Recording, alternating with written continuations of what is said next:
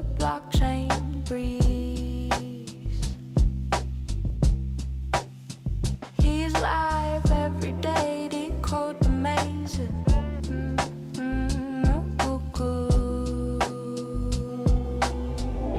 JJ's cryptic corner, where the coins keep turning. Log in now, the future's burning. JJ's cryptic corner, JJ's cryptic corner. Pixels glow, charts flow, crypto whispers, secrets show. He cracks the code on this winding road. JJ's cryptic corner, JJ's cryptic corner, JJ's cryptic corner, JJ's cryptic corner, JJ's cryptic. Tune in, lean back, grab your coffee, hit the track. JJ's live, don't be late. Cryptic wisdom, seal your fate.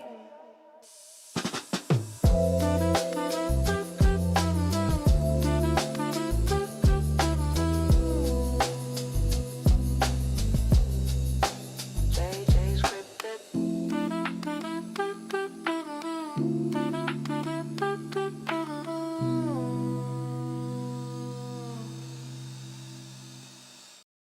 Ladies and gentlemen, welcome. Happy Saturday. I almost forgot what day it is. Happy Saturday. How's everyone doing today? Guys, direct your attention to the poll in the chat. Let's see. Hey, what's going on, guys? I asked you guys, Bitcoin weekly close tomorrow. 72K plus, 70 to 71K, 69 to 70K, or less than 69K. What are your thoughts? Let me know. Guys, Bitcoin looks good. Bitcoin looks quiet, I guess, is what I should say. Let's go refresh our liquidation heat map and see where we're at. 12 hour, there we go. Lovely. Weekend liquidity as to be expected. 69,735. Whoops, 69,735. Let's get that green. Bam, okay. Next. Should have done that, but I did. Down below, we have 68,576. 576, there we go. And then I suppose I'll go to our deep yellow right here, 7121. It's so weird that this range seems so tight. 68,135. Like, has retail, or I guess has leverage, exited the market that much? It just seems kind of crazy to me. Maybe they updated how they display this. 65,045. And then the tippity top we've got, I'm going to go all the way up here, 72,328. All right, very cool. Guys, don't forget to smash the like button. I appreciate you guys for being here. Bitcoin ranging as of right now, very tight range. We did liquidate some bulls, liquidated some bears on the way back up. We are currently sitting at $69,312.56, down 1.79% on the day.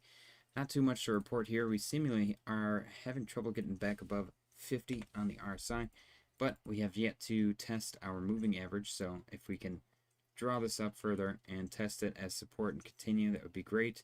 Otherwise, maybe we break below it a little bit and then go above it again later. Who knows? Anything can happen.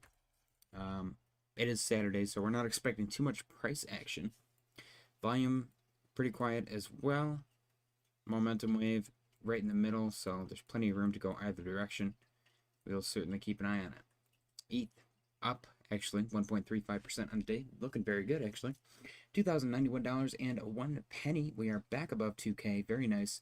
Right now, we're kind of trading in between 1997 and 2100. That is a nice accumulation range, I would argue. And if we can accumulate in between that and then eventually pop, that would be ideal. We saw something similar right here. We got an accumulation, then a pop to the downside. You got to build up momentum, and eventually you get enough strength to push higher. RSI smack dab in the middle, right below 50. Moving average curling up, looking good. Green dot in the momentum wave from Friday, still intact as we speak. Momentum wave also right in the middle. Plenty of room for upside. We'll see what plays out though. Dominance for Bitcoin, 58.91 down 0.69. Nice percent on the day. Currently sitting at 58.91%. We're below 59, which is awesome. It's a big deal. It's been a long time since we've seen dominance this volatile. It feels good. Lunar Entity said, good to see you, JJ. Good to see you, Lunar Entity. How are you, my friend? Happy Saturday. Dominance, it does look like it's consolidating, but hopefully we get a breakdown. Obviously, TA on this is very subjective. It is just a percentage tracking Bitcoin weight against everything but Bitcoin. So we'll see what comes of it. Solana is up 0.26% on the day, currently trading at 87.69. Interesting. Let's see, we're above 84, above 82.47, which is a point of confluence from who knows where, probably a long ways away. Now this blue trend line is very important, getting back above that. Not only is it pretty much in line with 100, which is a huge psychological level, but it is a legacy. I'm going to call it legacy at this point. It is a legacy trend line that we've been tracking since, well, the first touch was March of 2024. So that is most certainly a very important trend line to get back above. We've had fake outs before, small, medium, large. We got a Goldilocks scenario. We'll see if we can get back above it. Worst case scenario, our lower trend line here, which applies all the way back to January 2022, which is quite impressive. That guy, Solana was one of the few coins that was bullish and made a new all-time high, in case you weren't aware, is all the way down at about 50. We'll call it 50. We'll call it 50. So let's see if Solana can make it down to 50 for a potential touch, not only psychological, but confluence with that lower trend line. That's a real legacy trend line right there. Lunar Entity said, I can be bearish on dominance until it loses its quarterly 21 exponential moving average. What time frame? I'm assuming weekly. It's also important to remember that Ourbit, BlackRock's Bitcoin ETF, is positive all the way down to 40K. Yeah, so BlackRock's Ourbit ETF is actually what people are pointing to for what just happened with Bitcoin's huge sell-off here.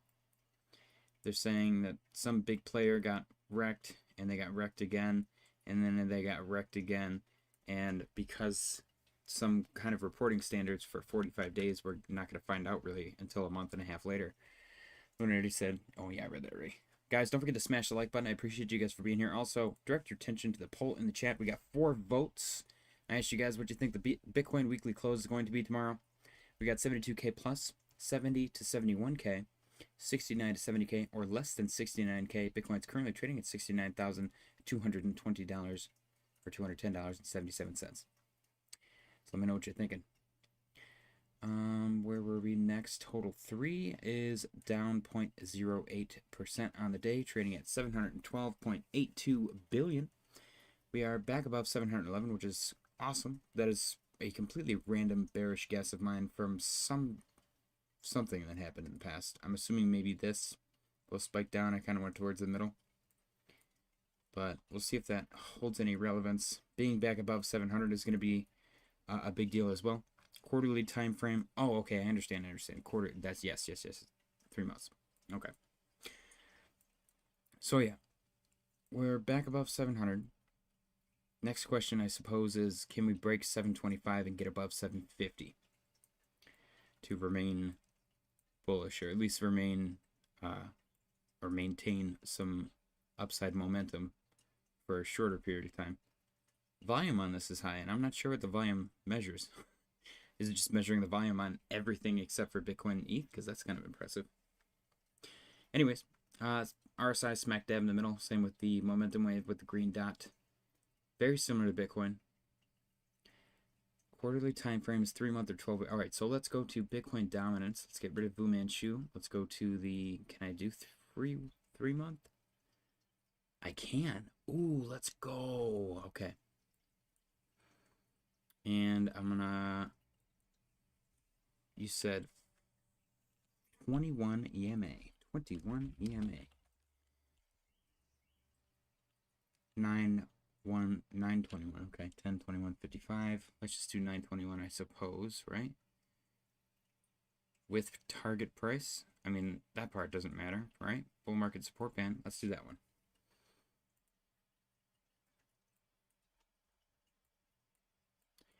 I don't think that helped. Does this get rid of... Okay, no, it doesn't. Alright, so let's get rid of that one and find one that actually works. 21 EMA. Maybe no space.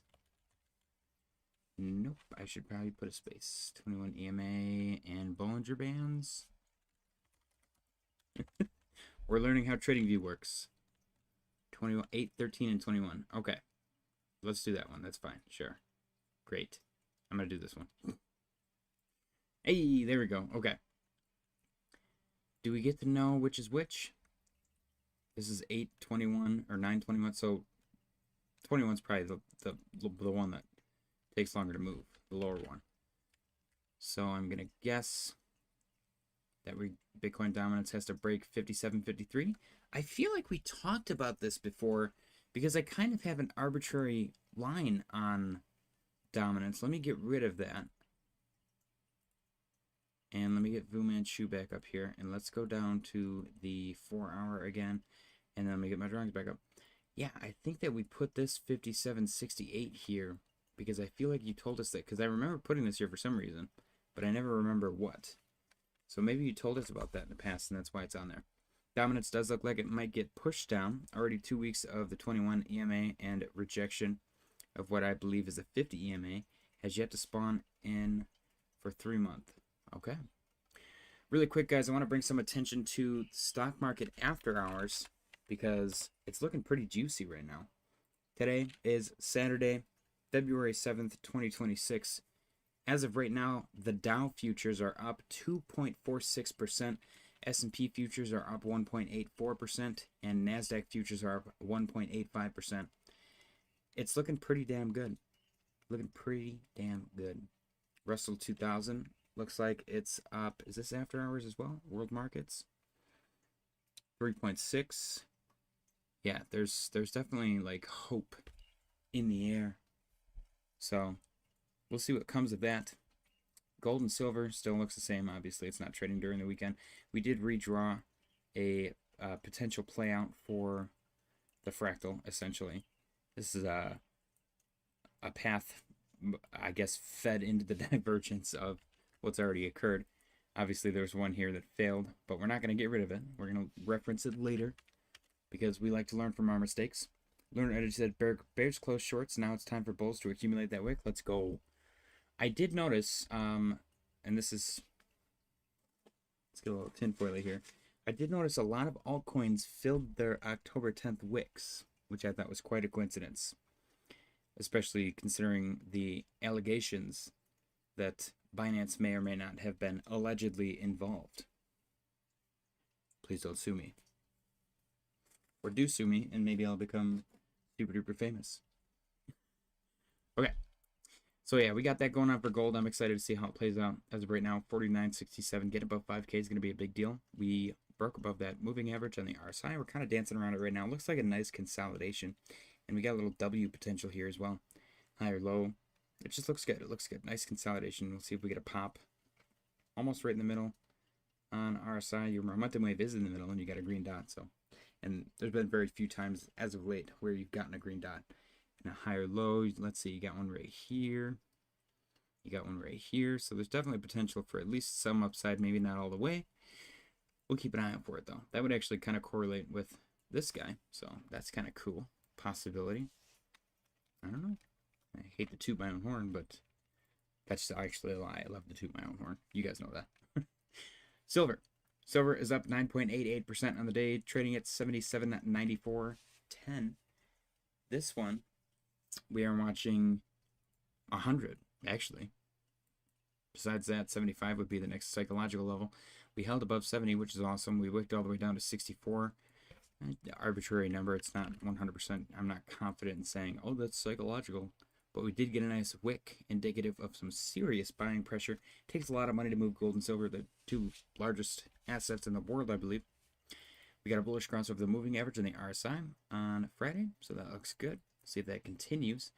We are just below 50. We're at 44, 45 on the RSI, and you got a green dot on your momentum wave pointed the upside on Market Cipher, with again 2 clouds below the midpoint, which very rarely happens. When it does happen, you get a pop. Look at this. You got 2 clouds right here. 1, 2, push up, and then you made that beautiful inverse head and shoulder, so I wouldn't be surprised to see that happen. We've got 1, 2 with a lower low, push up. We do have a lower low here as well, so there's multiple scenarios that could play out. We could either see one of these. That would be pretty cool. Or what was the other one? The other one was, yeah, just a nice grind to the upside. Instead of that inverse head and shoulder, we could just see this. Time will tell. I like both of them because they result in more upside. But as I said before, I think silver is the most compelling one because big tech really can't, or at least doesn't want to, see silver over $100 because that makes a lot of things that they do unaffordable. Lunar Entity said volatility smoothing. USDE probably wiped out a lot of market makers. It's little wonder those wicks went to get filled. Right. Exactly. Now, I guess here's my thought. And we're getting in, this is going to go deep tinfoil territory here. Who's to say, let's say I'm an exchange, we'll call it JNance.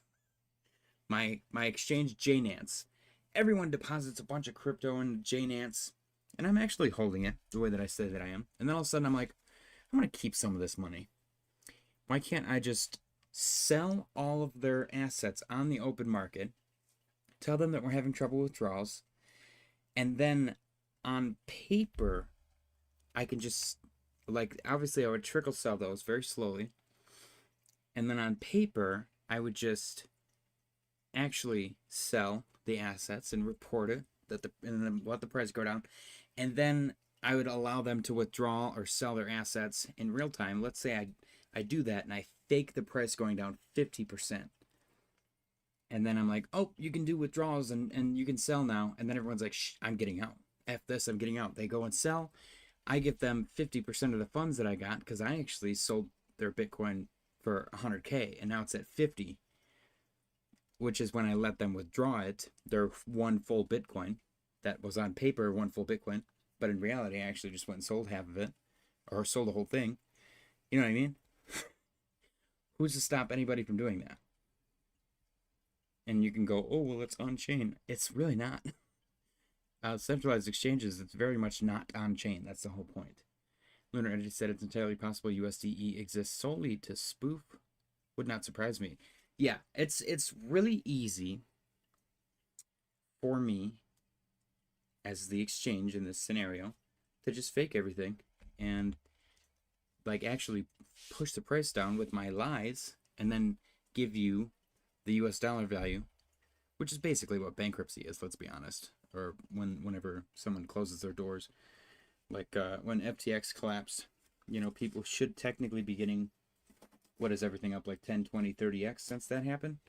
They should be getting 10, 20, 30 times more than what they had, but they just equated it to the US dollar value at the time, which is so messed up, but that's whatever.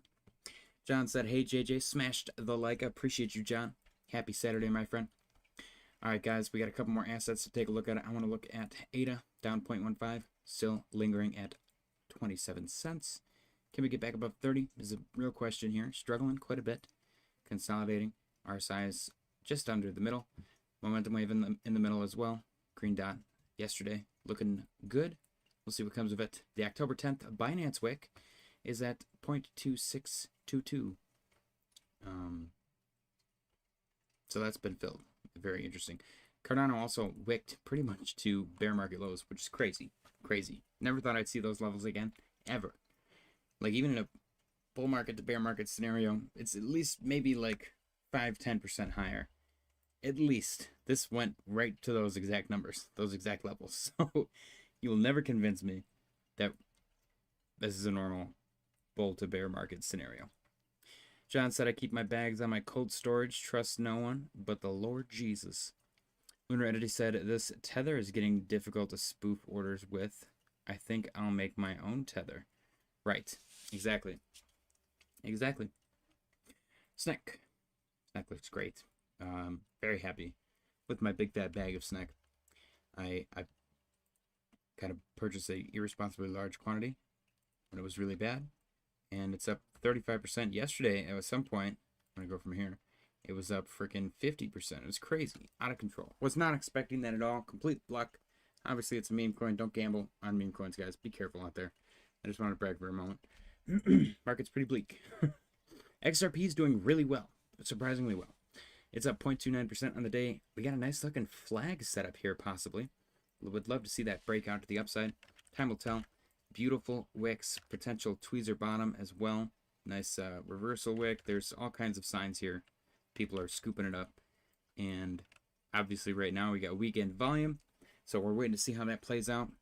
Our momentum wave has a green dot. Money flow is still negative, but RSI is well above the moving average, so upside is definitely a possibility. We'll have to keep our eye on it to see how it plays out.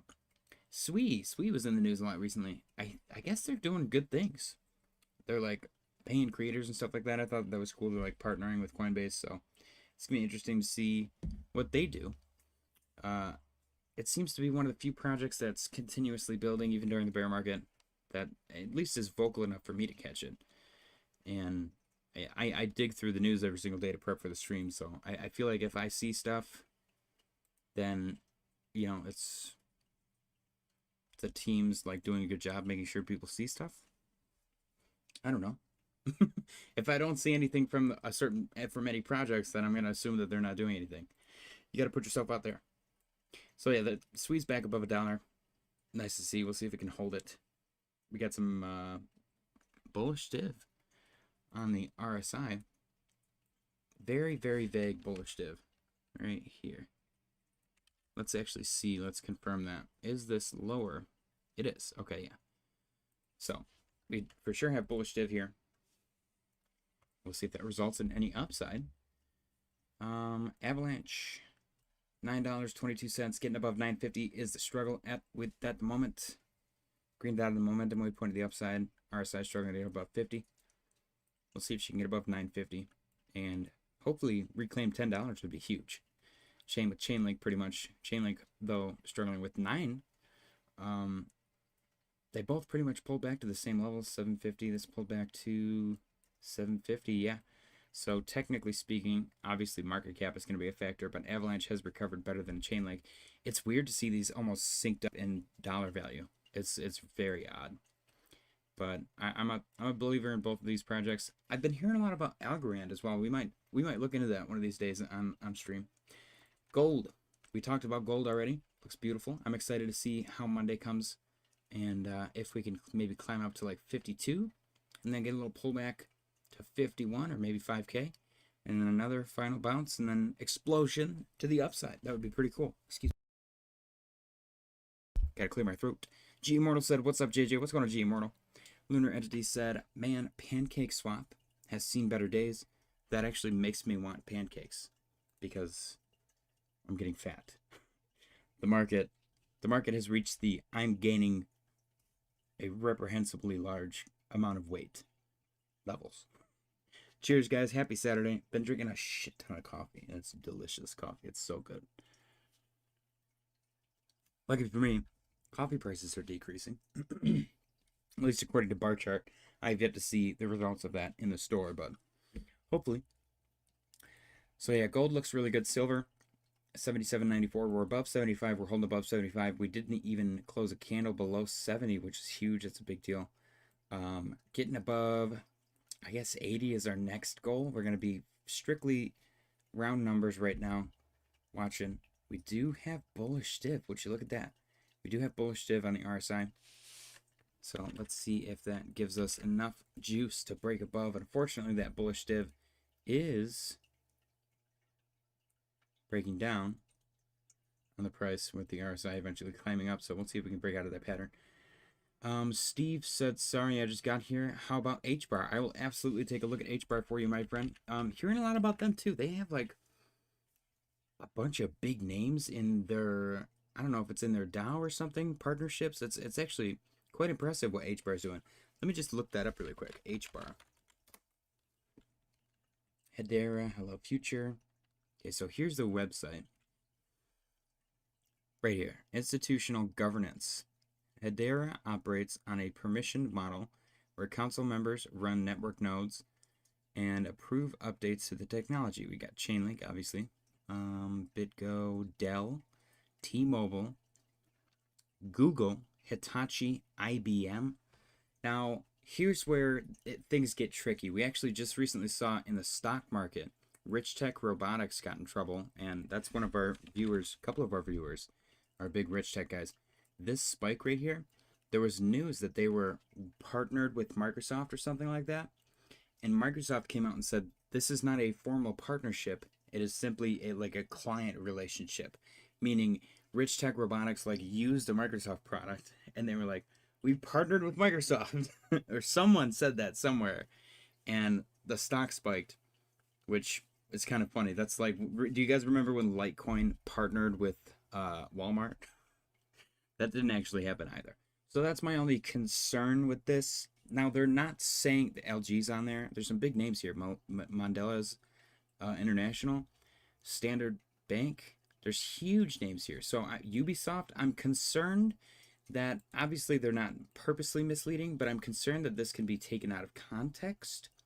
Whereas maybe these companies use Hedera technology, but I don't think that they would technically be a partner, you know, but that's still equally as impressive, I would argue. Are they operating a node out of necessity, or like what's going on? What's the actual relationship with that? Because it's incredibly impressive. Now, I guess one of the things that kind of cracks me up about that is I really want to see Hedera explode in value, because Kevin O'Leary used to be the loudest H-bar maxi.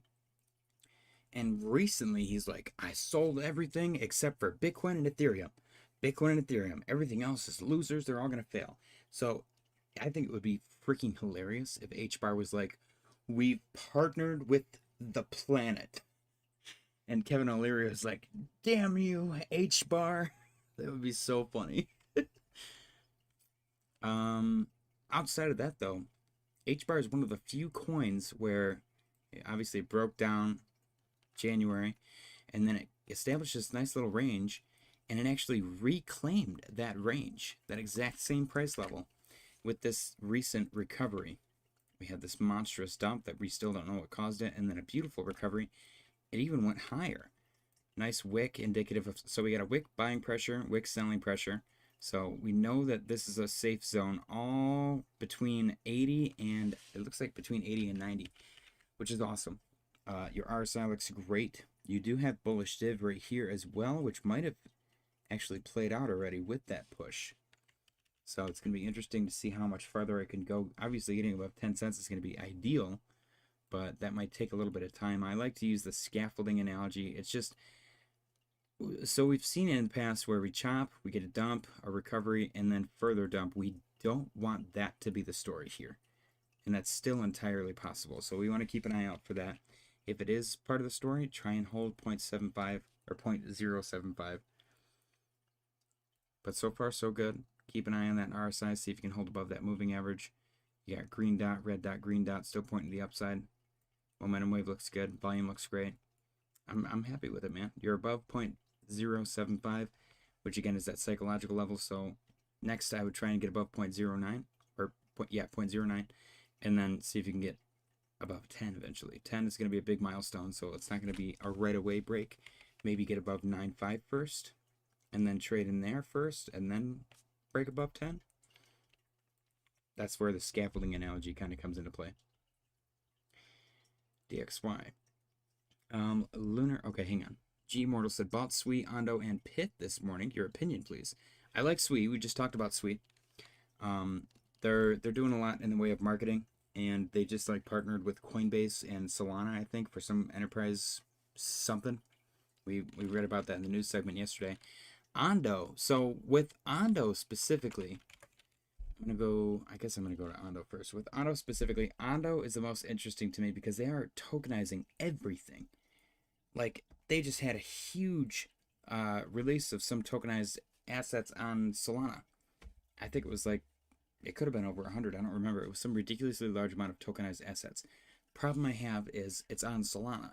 So there's no incentive for anyone to buy Ondo, which is why the price does not give a crap about that really cool release, which kind of falls into the Chainlink conundrum or the XRP conundrum. With XRP, they have the boots on the ground guerrilla marketing doing their job for them. With, what was the other one? I guess Ondo doesn't have that. Chainlink was the other one. Chainlink kind of doesn't have that. Chainlink provides service for almost every single blockchain out there, and yet the price, it's not even in the top 10 because they don't need to buy Link to use the service. So what's the incentive to hold the coin? That's my point with Ondo. I really like Ondo's technology. I'm thinking when we reach a point, if retail returns, Ondo will be great simply because of word of mouth and people associating their tokenized assets with the coin. But I don't know if it's a sustainable long-term play unless they give you some kind of incentive to hold the coin. Because right now there's no point in buying it. You don't need to hold Ondo to do anything that Ondo offers. You need Solana to interact with the contracts, the tokenized assets on Solana that Ondo provided. It's just confusing to me. Pyth is, I actually like Pyth because I think having a single point of failure is a huge no-no, especially in crypto. And Pyth, as far as I'm aware, is the second best oracle in cryptocurrency, Chainlink being the first. But then again, it falls into that Chainlink situation, so it's going to have the same, is in my opinion, again, this is relatively uneducated in these ways because I briefly go over these in my research. I have not done deep research on any of these, but there's no incentive to buy the Pyth token besides the word of mouth, people being like, oh, they're doing all this cool oracle stuff. So you got that. So it's probably going to be a good performer when everything starts to perform. Just my opinion. Ondo we talked about. Pyth. I mean, I guess I can look at the price really quick. We used to have this on the chart at some point, I think, or on the watch list. 0.04. Yeah, getting above 5, and even 55. 55 was a big support level back here. Getting above 55 is going to be your next big goal. Obviously, you want to climb out of this trench. That was kind of your floor right there, and you eventually broke below it. You haven't even retested, so see if you can retest that 5.5 level. And if you reject, it's going to get ugly. If you break above it and use it as support, it's going to be a lot more fun. Time will tell. RSI came on up incredibly oversold. It's currently smack dab in the middle along with everything else. Yeah, it looks pretty similar to everything else. Ondo, same thing, yeah. Ondo's got to get above, what does it got to get above? 20, I'm just going to go 275. All right, DXY. Lunar Entity said Uniswap has managed to outperform 1inch and Pancake, but Hype is absolutely dominating the DEX scene. Here's my favorite part, Lunar Entity. Hype is not listed on Binance. And it's apparently one of the best performers so far, which is very, very interesting. Yeah, look at this. Hype was not getting dumped at all. It's up from January 26th. It is up over 50%. Meanwhile, everything else from January 26th. Look at this. This is crazy. From January 26th, alts are down collectively 13%. And Hype is up 40%. So that's a mighty fine coincidence. You know, Hype not listed on Binance, and somehow it's performing very nicely. Beautiful volume. You got bullish div building up. I'm just saying. What does Aster look like? Because Aster is Binance's Hype, essentially. Yeah. Get out of here, man. Get out. This is crazy. Green dot. It just doesn't look great, man. I mean, you get these nice little plateaus, and then it goes plateau, plateau. It's probably going to do the same thing over and over again. It's pretty weird. Maximum liquidity extraction. Fake news. Perfect time for me to sweep shorts and longs, right? Steven said, I'm hoping H bar drops to 0.05, then I'm loading up. What's H bar at? 0.09. It's that 0.05 is entirely possible. Like, I'm not gonna rule anything out, especially if we're waiting for October to bottom. Alt's probably got a little ways to go for downside. Of course, though, that's a 50% dump, so if you are relatively confident, not financial advice, might not be a bad idea to consider a short position.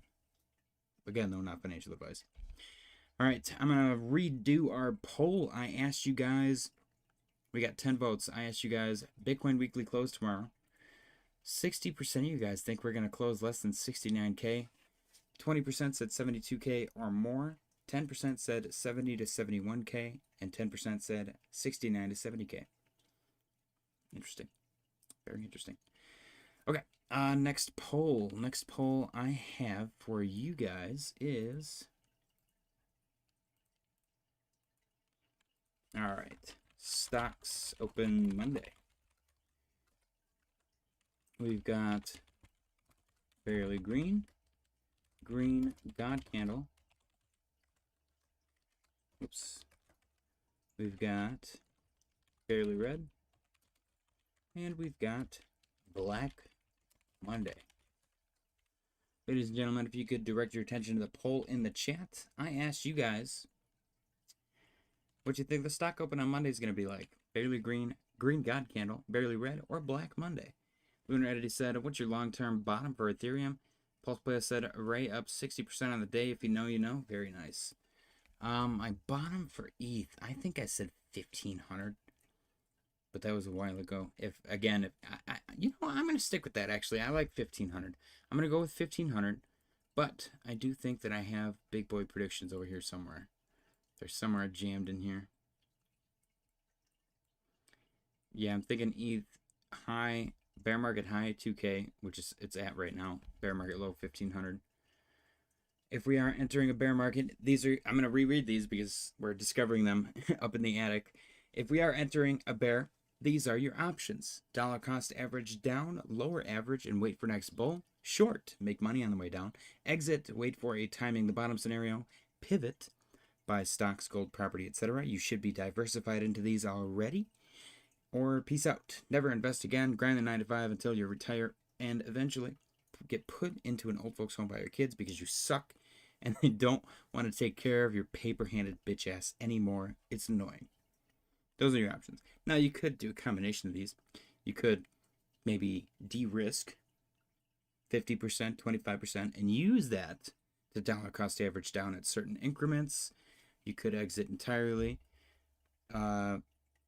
And pivot to stocks, gold, and property, whatever. You know, there's a million different things that you can do. But like I said, you should be diversified into those things anyways. So, yeah, there's definitely precedent for investing into your future. Let's see. So far, Dream Tanks is the winner at the moment for the crypto winter bottom. If he does lose, though, we will be completely out of crypto winter guesses, and we actually only have one guess for bear market bottom, and that is Tishu with 39K. I was looking at 70K with a wick down to 65 recently.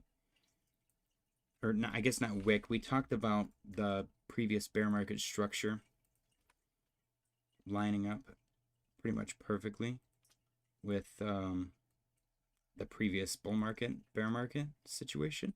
Yeah, this right here. And I basically just measured this and I was like, okay, so what if we linger at 70K, we go down to 65K for a minute, come back up, and then we eventually pump. So that, as of right now, is the guesstimate. What's great is the weekly is actually oversold, guys. Wow. Last time this happened was June 2022, and we dropped further from that point. Damn it. Oh man. Bitcoin HGX suggests Bitcoin is in a deep value area relative to the current housing market liquidity. Interesting. Now, what say you, Mr. Lunar Entity, about our latest ISM manufacturing PMI print well above 50? We have kind of an ascending, broadening wedge here, but every print above 50 has resulted in a pretty, except for I think this one right here was Bitcoin's actual all-time high. So that's the only anomaly. I think I can do a comparison here, can't I? Am I allowed to do that? USB COI? Let me do that. Oh, Jesus. Let me find a clean Bitcoin chart. That's going to be really hard to do. That's... Why am I so messy? Why do you guys let me be so messy? Okay, I'm going to take that one. I'm going to take that one. We're going to delete this. We're going to delete this. We're going to delete all these things. Get these out of here. Keep it clean. I don't know what that one was. 73,655. I'll keep that there. And let me see, because there's a way that I can compare. Yeah. USB COI. New press scale, new pane, right? Yeah, here we go. Let's go. Whoops. Okay. Oh my gosh, guys, I'm going to cry. Where's the correlation? All right. We've got, this is exciting, Bitcoin bull market peak. We've got Bitcoin bull market peak. There's also a peak here. Right there. We've got beautiful all-time high before the halving. We've got a new high as well. And then, for some reason, this is the only anomaly. This little teeny tiny hump right there. So with that said, what is this going to result in? And this is on the weekly. Obviously, our first weekly is down tremendously. But there's a very clear correlation here. We got 1, 2, 3, 4, 5, previous data sets where there's a giant spike in price every time the ISM manufacturers PMI prints above 50. And then the sixth one is the only anomaly. This was not above 50. This one right here was like 49 something.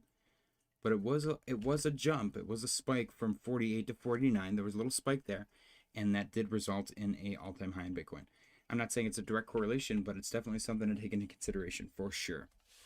Lunar Entity said inventories are still low relative to growth outlook. I expect PMI to cool. Okay, I feel like that would not be good. I feel like that would not be good at all. You gotta admit though, that is a big boy spike, which is exciting. Look at the volume. Look at the volume dry up on this chart, all the way down to pretty much nothing. Professor Oak said, "Yo, what's going on, Professor Oak?" Yeah, I don't know. This is very interesting, and I don't know. There's something in my brain that thoroughly enjoys data analysis, and this does it for me, man. I'm very tickled indeed. But let's get this out of here. And oh, cool. The the blue lines went with it. Very cool.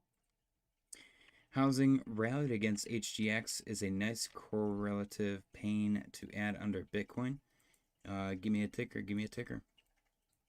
We'll check it out. But until then, we're going to take a look at the DXY and talk about the DXY gaining strength again. Although I do like this big fat red candle, down 0.24. If we lose this lovely yellow line right here, which by the way, in case you guys are not aware, this line dates all the way back to April 2011. Check this out. This huge trend line on the DXY. April 2011, you got one touch in January 2021. And then our second touch, technically third if you got the original, in June like through September of 2025, and then most recently we broke below it, and we did close a weekly below it. However, that candle is a nice little reversal candle, so I would not be surprised maybe we go back up to like 99 and then reject from there and finally properly break down. I don't know. HGX is the ticker. Okay. All right, let's go check that out. But DXY, a little fascinating at the moment. 97.68. Obviously, it's not good for assets when this goes up, but it is good for our wallets and our savings accounts.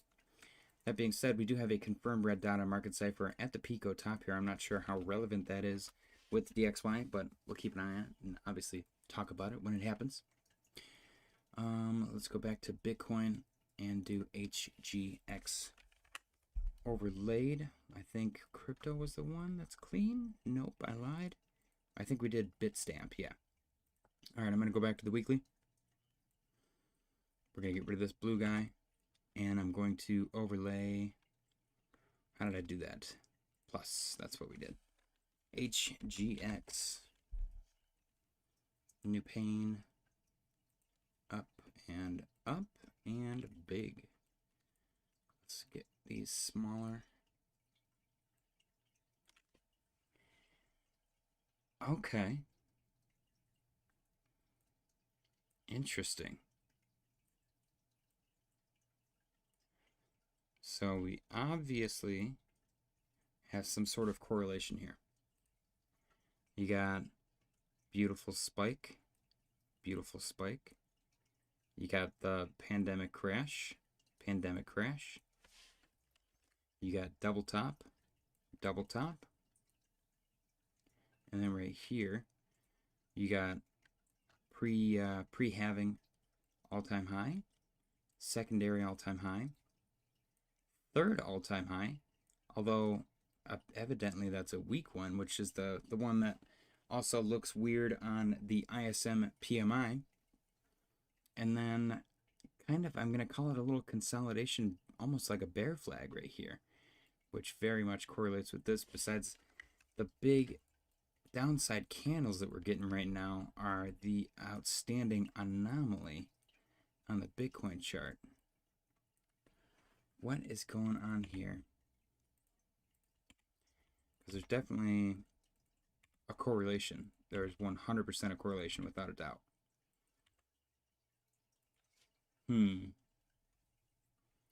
It's interesting to see this not crash while this does. It makes me think that there's something else going on. Something a little sus. I don't know. Housing and Bitcoin are both junk repositories for macro liquidity. Easy assets for the elite to manipulate for exponential returns during eras of easing. Interesting, okay. All right. Well, thank you for that. I'm just as confused as ever, but I feel like I know a little bit more. It's just this right here. This is the anomaly. There's nothing right here to really justify that. Even like that current print isn't even to the downside. Huh. I wonder what that's going to look like after tomorrow. If the weekly closes at the same time. All right, let's see. We talked about the DXY. MicroStrategy, aka Big B Coffee, still chilling 134.76 back above this lower trend line. Let's see what it opens with on Monday. RSI is smack dab in the middle, so is the momentum wave, so it's got plenty of room to go either direction. Remember, Vanguard did purchase some on January 20th, 2026. So they clearly saw some value proposition. NASDAQ up 3.19%. We talked about the after hours. Looks good. Exciting to see what this opens at on Monday. So far, so good, though. So far, so good. S&P, same thing, up 1.97. A lot of volatility, for sure. Volatility has definitely ticked up. I'm excited to see how close the fractals play out, if at all. Obviously, the NASDAQ fractal, way out of whack. Entirely decoupled now, but a recoupling would be very exciting. S&P, it's less out of whack, but it's still pretty out of whack, so we'll see how this one plays out in comparison as well. Bitcoin down 0.55% since the daily close, $68,910. Let's go check out our news segment. I appreciate you guys for being here. As always, don't forget to smash the like button. Also, if you guys are degenerate gamblers like me and you want to check out prediction markets, Kalshi, sign up with my referral link in the description. Trade $25 or more, and we'll both receive $25 in non-withdrawable site credit. It's a ton of fun, but it is gambling, so treat it as such. Don't play with more than you can afford to lose, and obviously I'm not responsible for any decisions you make there. Our coin market cap fear and greed is at 8. Yesterday we were at 5, which is a historic level. Subscribe if you haven't already. Top 10 looking a little bit different here. Cardano did drop out and has been replaced by Bitcoin Cash since. It'll be interesting to see what this thing looks like. I will say, the past, I think, 3 bull markets, top 10 has looked relatively the same. So it's interesting to see the strong assets stick around. Let's go check our traditional fear and greed as well. The one where they stopped measuring 15% of the data is sitting at a 7. Yesterday was 6. Today is 7. I think 6 is the lowest it's ever been. But it has been, I think, at that same level back here sometime in July of 2022. And then maybe that might be a 5 right there. Of course, whoever designed this website is a masochist. So I'm not allowed to actually see what level that is at. I'm assuming that's a 5. That might be the lowest right there in 2019. So it's going to be interesting to see, obviously in hindsight, once we actually know if we're actually in a 12-month long bear market or not, where everything ends up. News segment, we've got Clemente. If you guys haven't subscribed to this guy or followed him on X yet, go give him a follow. He's really funny. I'm going to play this video for you guys because it made me laugh. Invest. I don't screw around with gold, I don't mess with Bitcoin, and I don't need your stock tip. Government bond. Government bond. Invest. Invest. I don't screw around with gold, I don't mess with Bitcoin, and I don't need your stock tip. Government bond. Government bond. Wait, they only give me 1.5% return a year? I'll never be rich! Invest. Invest. Desperate times call for desperate measures. That was good. That was a good one. Okay. Lunar Entity said, only thing I don't like is the weekly for this M2 thing. Let me copy that. Junk credit spreads usually show signs of an unwind to the upside after Bitcoin tanks. All right, let's take a look at this. Bam. Switch to the daily. All right, 2.97. So this going up is,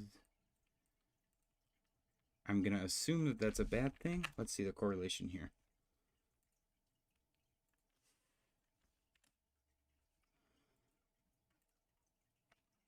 Oh, so far it definitely looks like a bad thing. Yes, it does. Okay.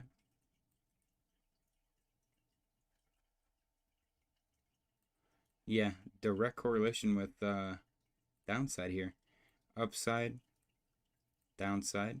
They do converge. Upside, downside. With a little spike at our bottom. Downside, upside.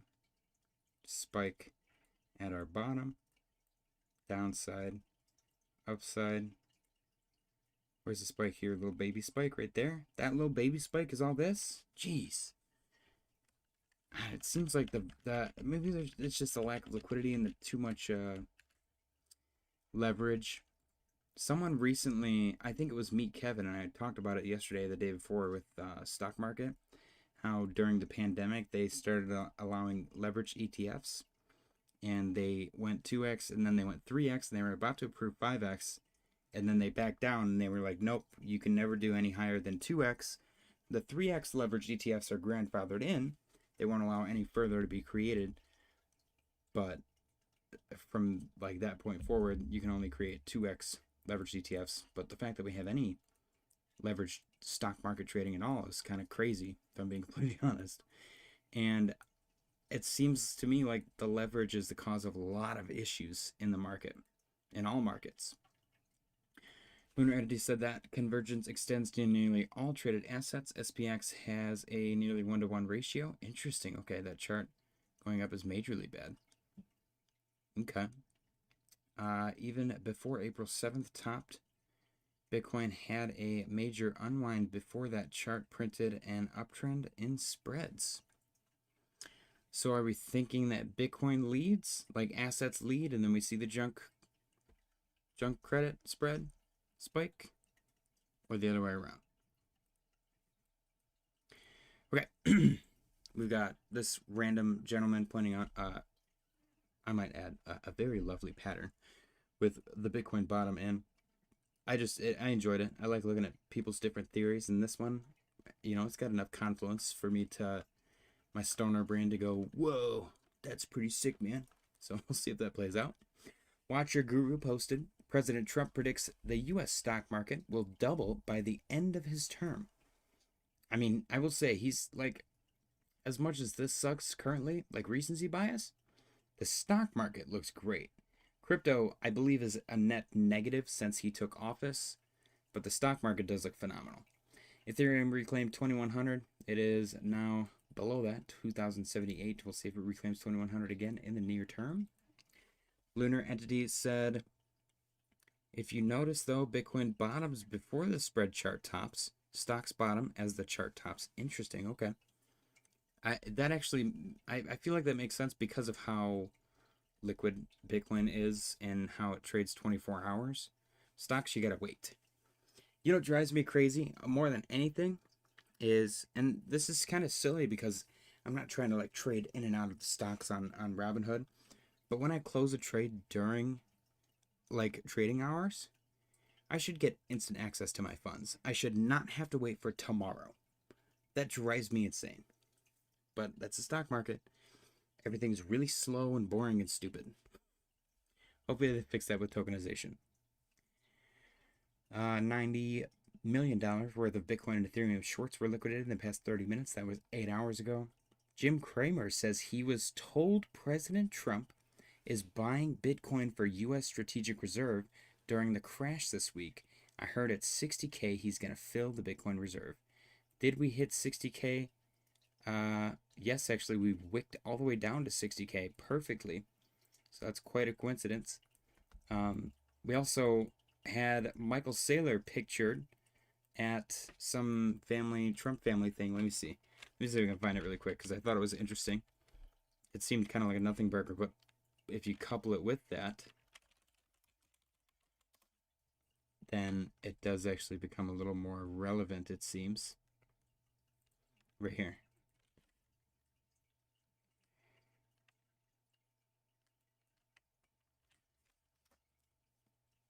Michael Saylor in the background. Let me get a better one. This one's trying to do some conspiracy theory. Just in, Michael Saylor spotted in the background of an Eric and Donald Trump Jr. family photo.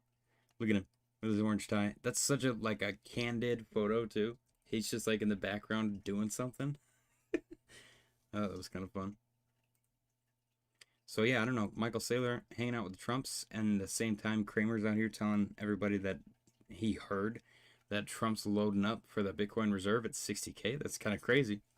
Cramer has not shut up about Bitcoin. This dude is talking about Bitcoin nonstop on X.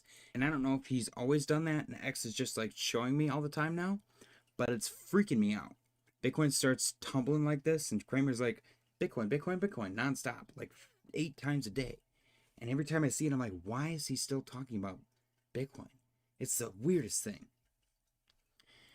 Marty Purdy posted stablecoin mint 5 minutes ago. Another 250 million USDC issued on Solana. Very cool. President Trump predicts the Dow Jones will hit 100,000 by the end of his term. If you guys didn't know, yesterday the Dow Jones made history by hitting 50,000 for the first time ever. Pretty cool. Pretty cool stuff. 50,101.1 as we speak. It is actually up as well. I don't think this measures futures, but according to after hours, current level of the Dow is 50,201. It is up 2.46%. Very cool. Cheers, guys. Happy Saturday. Exciting stuff. I have most of my bills paid for the month of February. which is pretty crazy. I accidentally somehow everything got scheduled within like the first week of the month, which it had never been like this. I don't know what happened. Recently, all of my bills are due within the first week. I'm like, can I move these dates? And they're like, no. I'm like, I don't know what to do. We just have to a gigantic lump sum of money every month. It's crazy, but it's whatever. I mean, I'm adapting. Okay. President Trump predicts the Dow Jones will hit 100K by the end of his term. He said, a record stock market and national security driven by our great tariffs. I am predicting 100,000 on the Dow by the end of my term. Remember, Trump was right about everything. I hope the United States Supreme Court is watching. And then he put .m, and I'm sure the conspiracy theorists are running with that one, which I will say, they've been pretty much right about everything that they've said. So maybe we should listen to them a little more. Breaking. Perplexity announces an advanced version of deep research, which beats both OpenAI and Anthropic in benchmarking tests. The AI race just keeps on accelerating. This one was super interesting. Not for any reason other than the fact that OpenAI, I think, has like I don't know if a god complex is the right term. I think Sam Altman is scared of competition and he can't handle it very well. And that's why Anthropic like butchered him with the recent ad, which is freaking hilarious, by the way. I don't know if you guys have seen it. But the dude is like, he's at therapy and he's supposed to be talking to ChatGPT. This is after they put ads in, and he's like, how do I communicate with my mom better? How do I better communicate with my mom? And it's like, great question. And she starts talking and giving him advice and stuff, and then she goes, or if you're unsuccessful, try talking to other older women on cougars.com or some random website like that. And it's like, would you like me to set up your profile? It's so funny. And then Sam Altman comes out with this monstrosity wall of text. He goes, first off, the Anthropic ads are funny. I laughed. But, and then he goes into this like ginormous narcissistic spiel tantrum, and it was pretty cringe. I'm literally so detached from all of this that I have no idea who's where and what. But I know Sam Altman is OpenAI, and they're supposedly the best ones out there right now, which I disagree. I think Google Gemini ate their lunch. But here we are. That ad was funny as hell. He should have just said, I saw the Anthropic ad. It was funny. That's all he should have said. Like, people that use your product know if your product is different. You don't have to go like try to justify. It was weird. It was a weird way to respond. He needs a publicist. They need to take his phone away. Bitcoin chilling, down 0.38%, currently trading at $69,023.03. So far, we have 6 votes on the poll. Guys, direct your attention to the poll in the chat. It's split evenly right now, 2-2-2 for Barely Green, Green God Candle, and then Black Monday. Interesting split chat. Crypto funds recorded minus 1.5 billion in net outflows in the week ending Wednesday. Saeed said, hi, sir. How you doing, Saeed? Happy Saturday, my friend. Or I believe it's Sunday for you. Happy Sunday. Good morning. In the week ending Wednesday, the most since November. This marks the 2nd consecutive weekly withdrawal and the 5th over the last 7 weeks. As a result, the 4-week moving average of outflows fell to minus 700 million, the 3rd worst on record. This also brings total net outflows to minus 4.3 billion since early November. Is the selling in crypto overdone? Probably. It probably is. Lunar Entity said, actually, in terms of commercial sales and enterprise business relations, Palantir is actually experiencing exponential growth for their AI-related services. Interesting. Excuse me. January was likely another tough month for the U.S. jobs market. U.S. non-farm employment fell 13,300 last month, marking the 2nd monthly decline over the last 4 months, according to Revelio. The firm aggregates data from company career pages such as LinkedIn and Indeed and staffing agencies. The decline was driven by public administration and leisure and hospitality, shedding 16,400 and 14,400 jobs, respectively. Retail trade and professional and business services also posted losses of 12,800 and 10,600 roles.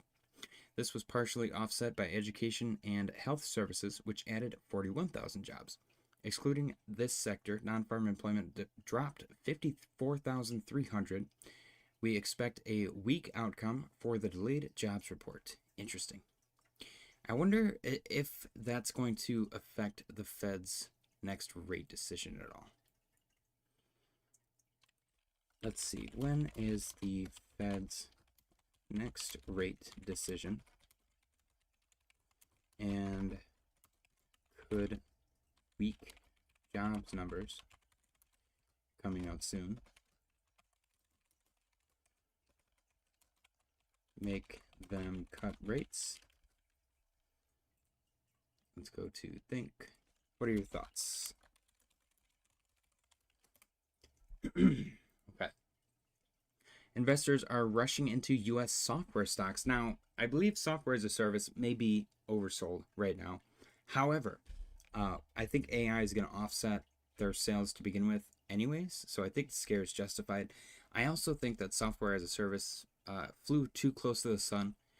They, pulled their ACL, cut their Achilles with how much they charge. It's crazy. I just canceled my Netflix because it's $17 for one platform. Meanwhile, how much is the Disney HBO Hulu bundle? Disney Hulu HBO bundle is $20. $20 a month for 3 services. 3. And their catalog is enormous. Netflix is cool, but not $18 a month cool. Like, the whole point of streaming services was to eliminate cable. When I'm paying more than cable for this crap, 4 ads as well, I'm just going to cancel everything. And that's why piracy is making a comeback. I don't see, obviously, the appeal yet in piracy. I used to stream stuff when I was younger, but it's been whatever the statute of limitations is on that amount of time. That Pulse player said, "How was your day, JJ?" My day was pretty good. Pretty good. Good stuff. I'm excited to eat more when I'm done streaming and probably drink more coffee. And I think I'm going to sit down and watch a TV show with the family. What are we talking about? I don't know. I was going on a rant about software as a service, and then I got into Netflix for some reason, even though that doesn't even fall into that category. I was going to eventually lead to Photoshop.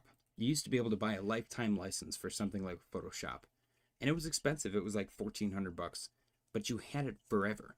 Now they want you to pay $20 a month or $30 a month, and you have to lump in. They don't offer just Photoshop. You buy like Photoshop and Lightroom, or Photoshop and Adobe Suite, or whatever. It's all this junk. Meanwhile, some schmo made some app that does the same exact thing on an iPad, and it's $10, and it's a lifetime license.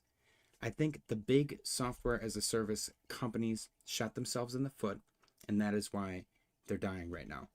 Because why would I do any of that stuff? Why would I pay for Photoshop when I can just pay for AI, or even just use AI for free in most cases, and make all these beautiful images?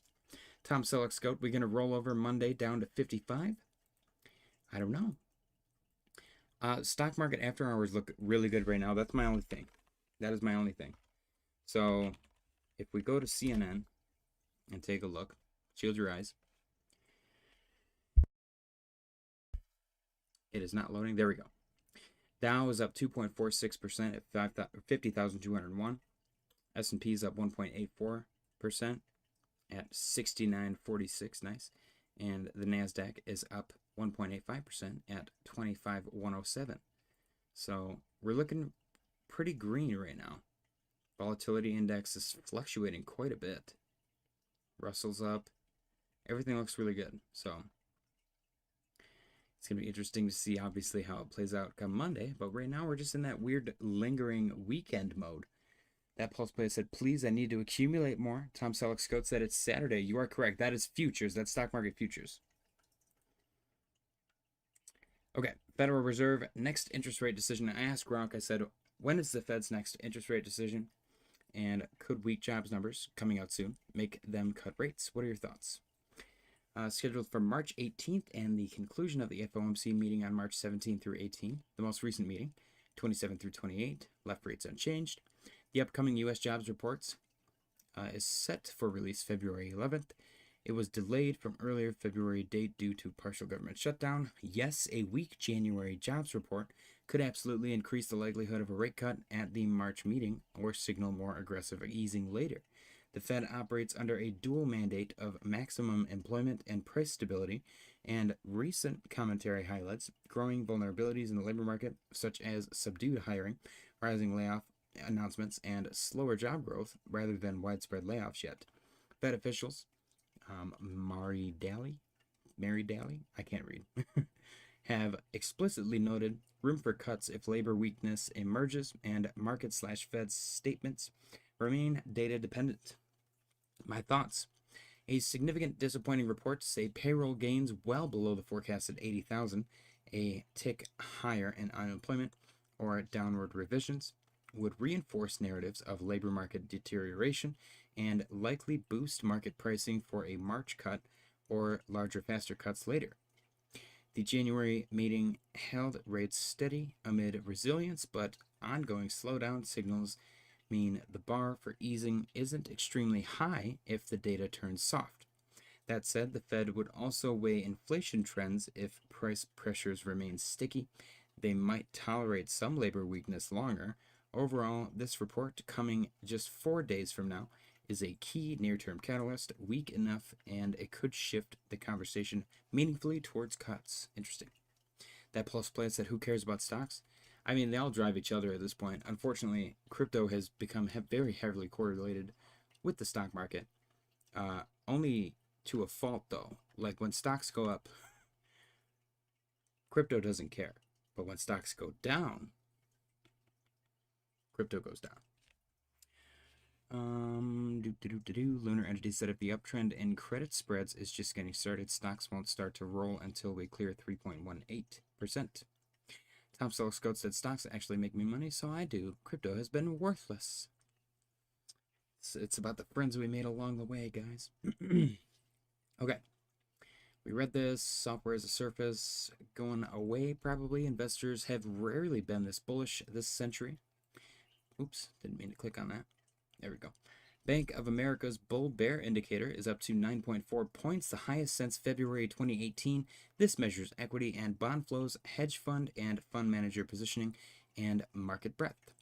The gauge is now at its fourth highest level in 24 years, signaling extremely positive market sentiment. This comes as 5 out of 6 indicator components show bullish and very bullish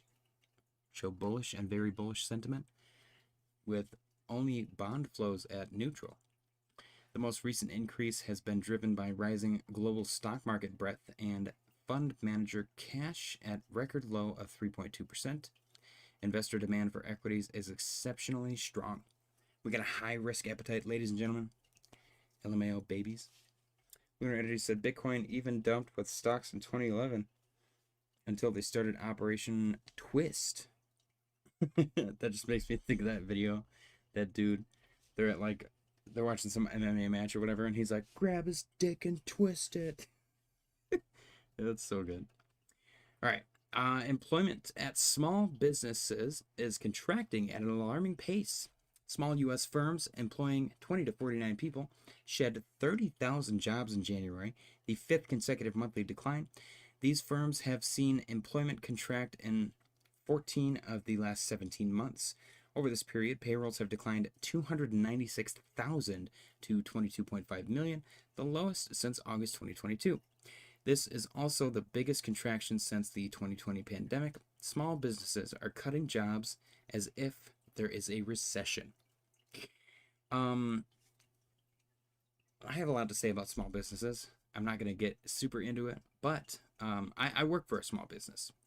I love my job. I literally, like, I've had long-winded talks with my fiance about how if we become filthy rich, I don't think I would quit my job. I thoroughly enjoy what I do. However, I'm almost afraid to work somewhere like Walmart because I think I would really enjoy it, and I think I would become a manager, and I think I would do really, really good. But it's Walmart, so I'm like, do I support corporate America? But they're not bad because they employ, I think, majority of the jobs that we have here. So it's just the idea of that scares me simply because I feel like I would have immense success at it. And that's not me trying to be pretentious. I'm afraid that I will enjoy a managerial position where I like control people. Freaks me out. The thought of it freaks me out. Lunar Entity said the spread forming between US 10-year and US 2-year indicates cracks are starting to cause serious damage as rates remain elevated. Yeah, dude, Powell has fumbled the bag so hard. I don't know how you fumble this hard. Clearly, inflation is not going to get the 2%.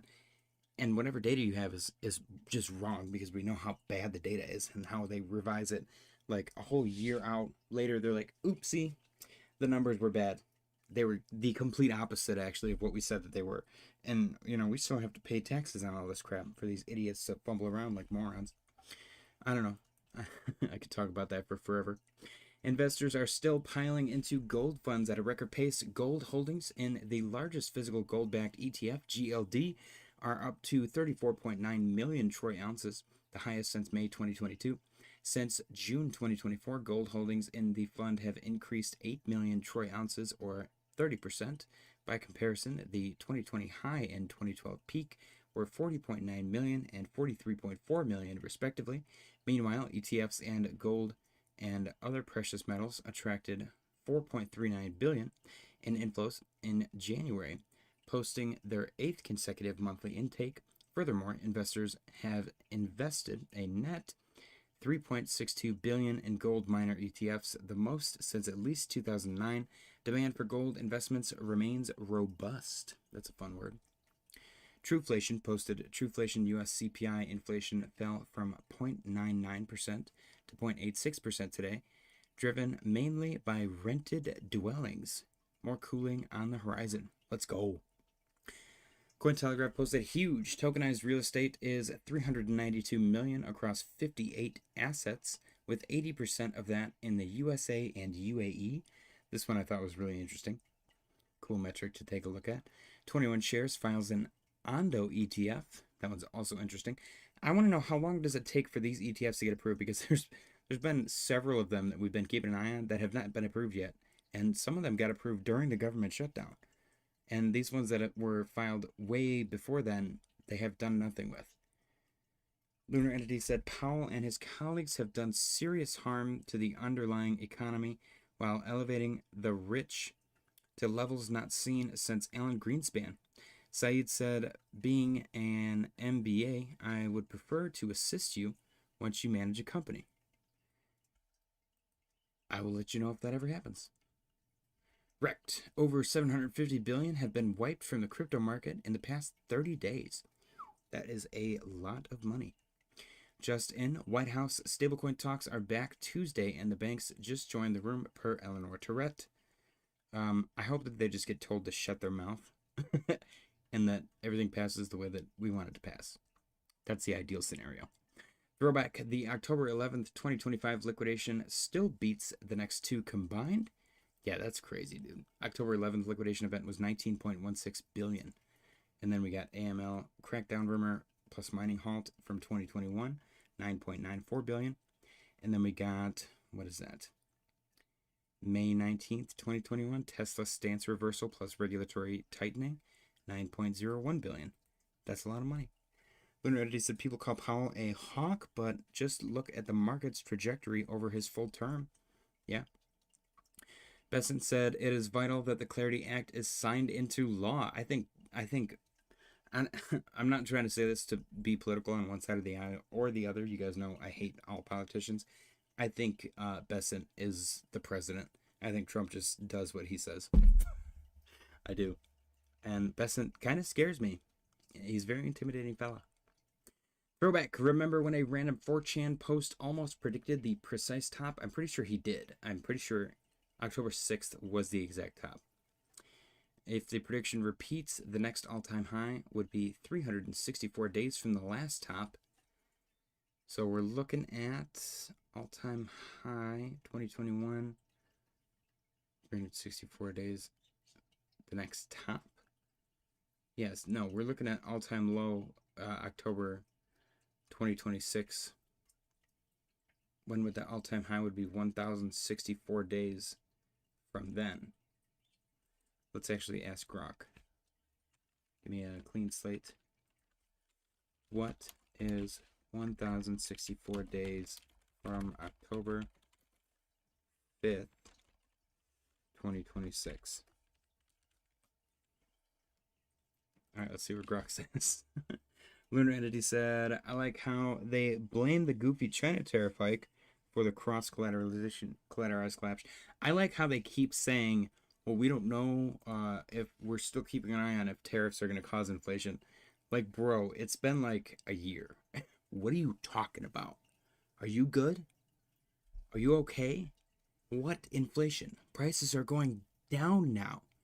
They're doing the opposite of what you said they were going to do. And that's your job. Blows my mind. And now we have J Nance pushing the narrative it was Ethereum's fault. Dude, Binance actually came out and said that it was Ethereum's fault. Binance actually came out and said October 10th was Ethereum's fault. They straight up said it was Ethereum fees and Ethereum was too slow. Like, October 10th happens and Binance goes, uh-oh, there was a glitch in our system. We're going to cover the damages. It's $384 million. That right there, big mistake, the admission of guilt. So now you're guilty. You paid $384 million in damages. Well, guess what? There was collateral damage outside of your little ecosystem, your $384 million, from the problem that you caused because you have APIs and stuff like that. That was essentially 19.06 billion. So are you going to pay us that? And they're like, no, it was Ethereum's fault. So then again, they're mad. And then CZ comes out and he's like, you guys are being mean to me. So there's not going to be a bull market now. So there's, again, more admission of guilt by association with whatever, cringy, poor me, like, woe is me fest that he's got going on. And then the last one is they're deploying $1 billion to buy Bitcoin out of their Seifu fund. There's way too many admissions of guilt. They're like, how do we make people not mad? Everybody's really mad. We really broke all of their money. Yeah, people are mad. People are mad. People are really mad. So it's pretty funny to see them stumble around. Lunar Entity said, and Tom Lee tenderfoots around the issue, calling it a glitch. He knows exactly what caused it, but you just know CZ has his hand firmly up Tommy's rear end. I mean, he probably can. CZ, it seems like if all of this is allegedly true, it seems like CZ just controls the market. Kind of like how we talked about earlier. If you guys give me $1 billion worth of Bitcoin, and then I sell it on the open market slowly, and I'm like, oh no, there's something wrong with transactions. You guys can't withdraw. I'm working on it though. And back here I'm selling all of your billion dollars worth of Bitcoin, and then the price drops. And then people sell even more. Let's say 10 billion gets sold. So the price drops, let's just say 50%. Now I have all this 1 billion worth of USD, and you guys are owed half a billion, because the value of your asset went down. And then all of a sudden I'm like, oh, withdrawals are open again. You guys can withdraw. It's safe now. I fixed the problem. I only owe you guys 500 million. So I just give you guys 500 million, and I have 500 million myself. I'm just saying, I'm not saying that's what happened. That's just a possibility. Obviously, I'm not a financial advisor, nor am I a thief. But some people out there are. 88 Metals Mania said, yo, what's going on, my friend? Bitcoin down 0.05% on the day, currently trading at 69,256 and even 256 even. Okay. September 3rd, 2029. So allegedly, according to this 4chan post, are 1,064 days from what is supposed to be the bear market bottom of October 5th, 2026, we should be looking at a bull market peak of September 3rd, 2029. Lunar Entity said the tinfoil hat being nearby at all times makes my inner Alex Jones happy. I mean, if we're being real here, obviously the sensitive stuff, like the firearm incidents at the places of education for young people, I'm not going to say the words, the accusations that those people were actors and stuff, pretty messed up. Alex Jones got sued. He's like owes them $1 billion or something like that. I think that's well deserved. On the other hand, though, all of the crazy, outlandish conspiracies that he talked about, 98% of them were true. Now, normally you would go, oh, broken clock's right twice a day. And you would be like, oh, he was right about like 10% of them. That's cool. But the opposite has happened. 98% of what the man has been yelling about for decades has become true. I'm not a fan. I'm not a hater. I don't really care. But that's pretty crazy. He should be proud of that. I'm just saying. It's pretty crazy. The biggest exchange, can't he see people's trades or market momentum swings and use it to his advantage? That too, 100%.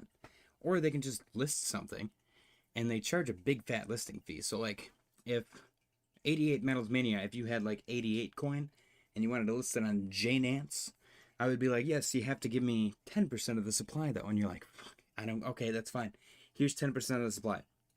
I now have 10% of the supply. So I go publish on JNance 88 coin listing next week.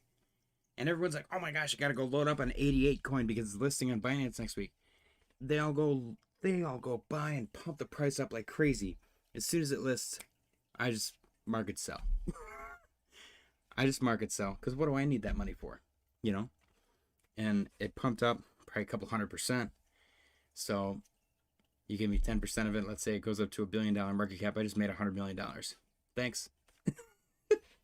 And there's nothing illegal about that. You paid a fee to list on my site, and I cashed out on that fee. That's not illegal. It's shady. You know, it's maybe immoral, but who cares? If you don't care about morals or ethics, you know, you're not going to be bothered. You just care about money. And that's why all those people are always like, money can't buy happiness, because they end up being guilty. They realize, oh, I got all this money, but everybody freaking hates me because I'm a serial scammer and you can't trust me with anything. I'm a scumbag. That's what it is. Lunar Entity said, the frogs, JJ, the frogs. It's the same idea as what OpenAI has done with this market. They negotiated partnerships for 10% ownership. That's a crap load of stock. Yeah, 100%. That's why I regardless of the price, obviously the price sucks, but Cass was gonna be given some listing on Binance, and it was like the first big one, because Binance was like, we're gonna do this community-driven thing where we're gonna list assets that the people want. And apparently people wanted Cass, and they approached them. They were like, we want to list your asset. And the guy that like leads the developers or whatever, he was like, no thanks. We don't want to list with you guys. You guys are super shady. And you know, regardless of what you think of the project or the people, that's pretty ballsy. I thought that was kind of sick. That's very cyberpunk of him. Very cool. So congratulations to him. I hope the price of his asset recovers eventually. But I don't know. I thought that was kind of cool. He does have bullish div here. So there's a small little hint of hope. 88 Metals Mania said, you think some them contracts stipulate they cannot unload the token for a certain amount of blocks traded or time? Usually, sometimes they do. So the problem there is with the exchange, it's up to the exchange. They tell them, like, this is what you need to do in order for me to list your token. So they pretty much make the rules. Now, if it's a big token that already has money, probably totally fine. Sweet Pith or Ondo better? Out of all three of those,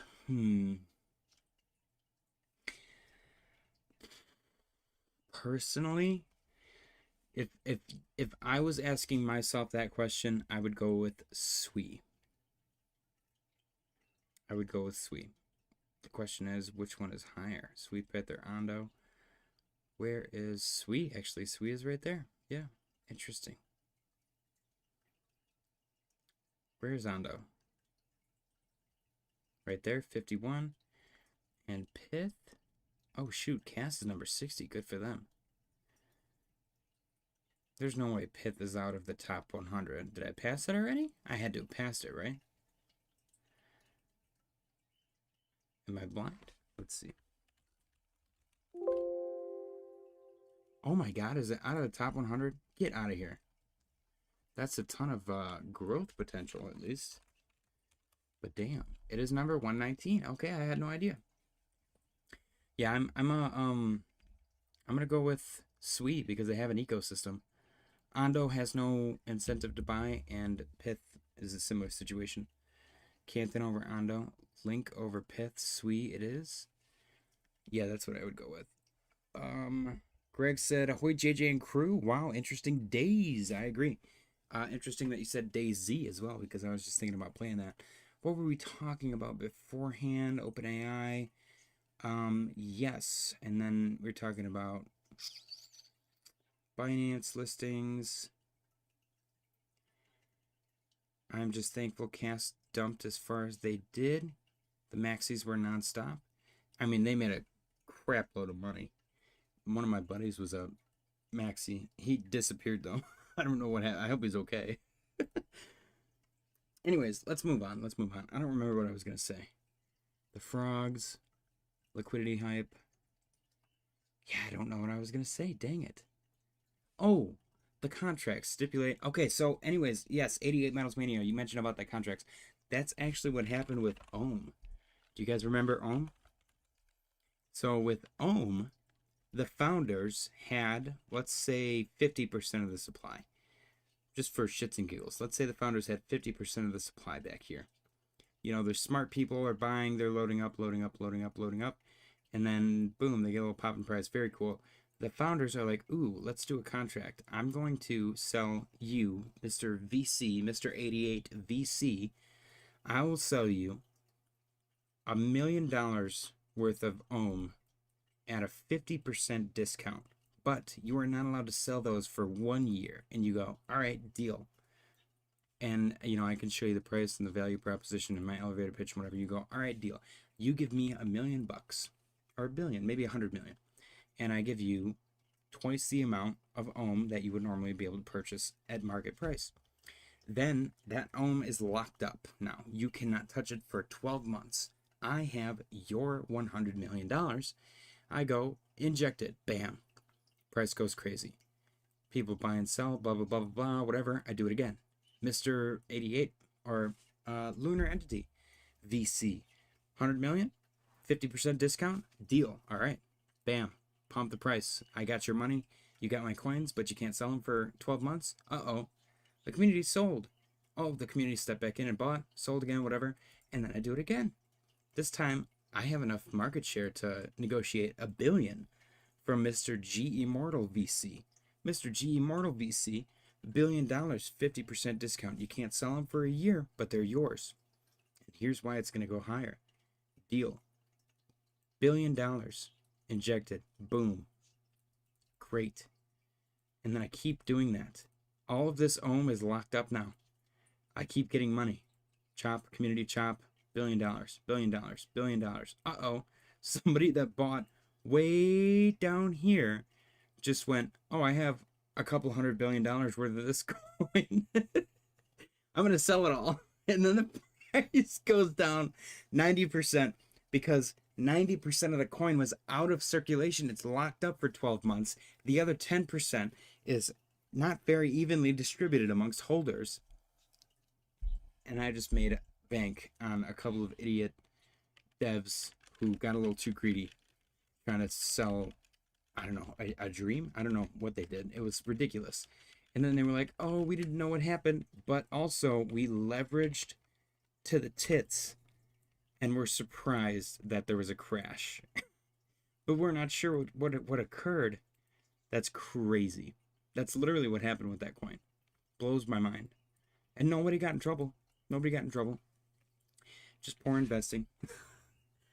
Crazy, man. Should have surprised no one. They did the same thing last cycle with the DeFi project. That's what ICP allegedly. I think ICP is doing. That's what. What's the other stupid one? The Ton Coin. That's what Ton Coin, I believe, is doing. I don't like it when projects launch and then they're in the top 10. Out of nowhere, everyone's talking about them. There was no come up. There was no slow grind. That's where I have respect for Cass.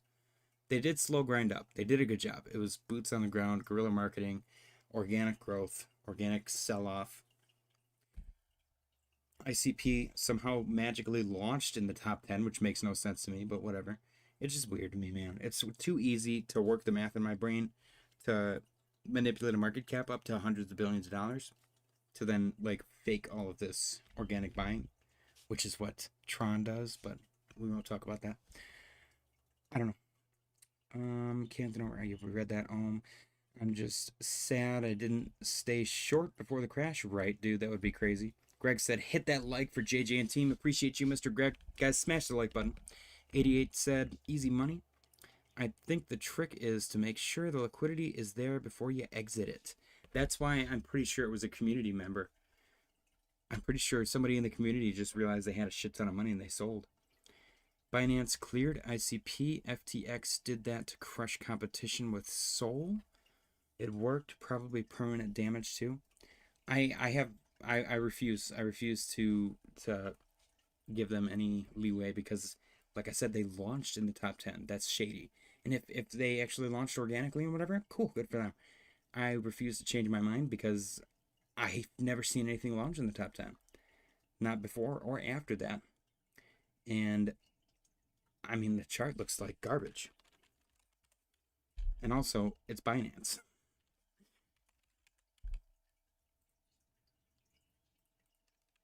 Let's see, daily. What's the other one? Onyx coin that people talk about all the time? Yeah, look at this. Get out of here, man. Get out. Oh my gosh. Is it wrong they sold though? I would have too. Oh no, not at all. So this is where you get into the moral dilemma. There is, in my opinion, there is such a thing as what I call a shitcoin etiquette. I would, yes, in this situation, consider Ohm a shitcoin. Obviously, as an individual, you should know, there's a ton of people holding this. I should maybe slowly sell. That's up to you. If you don't care, then you don't care. You shouldn't care. That's up to you entirely. Whatever. I would never meet somebody and be like, damn, you're kind of an effed up person because you did that. Because again, it's a ridiculously large amount of money. So we're all investing. He didn't do anything illegal. And who knows? Maybe he didn't know that it would manipulate the price like that. Regardless, the kid, like the 14-year-old kid that stole like $120,000 or something for that one meme coin, and then he made a second one called Sorry and stole another 30K, and there were screenshots of him going like this to the camera everywhere. I think that kid is a freaking legend. I think so many people hated him because he stole a bunch of money from people, but did he really steal? He didn't. I don't think he did. He might have broken the law. He might have on camera said, I'm not going to sell. In which case, he should get in trouble, whatever. But if he just said, I'm sorry, here's my apology meme coin. If he just like didn't implicate himself in any way and got like 200K off of people by rugging them, I don't see any problem with that. I'm sorry. Obviously, again, it's a moral thing. I would personally never do that because I don't know. I want to maintain a public image, and I believe in morals. I believe in karma. What goes around comes around.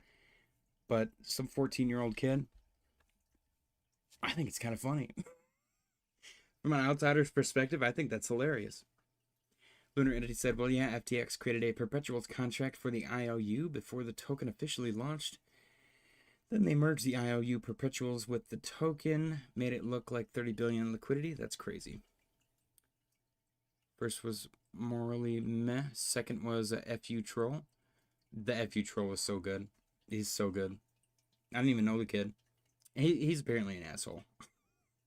I don't think I would ever be friends with him. But when people were like, that's so messed up, he stole. I'm like, how did he steal? It's a free market. He launched a coin. He owned a large amount of it. People bought it. And then he sold a large amount of it. What did he steal? Nothing is top Terra Luna. and I doubt anything will. Yeah. Yeah.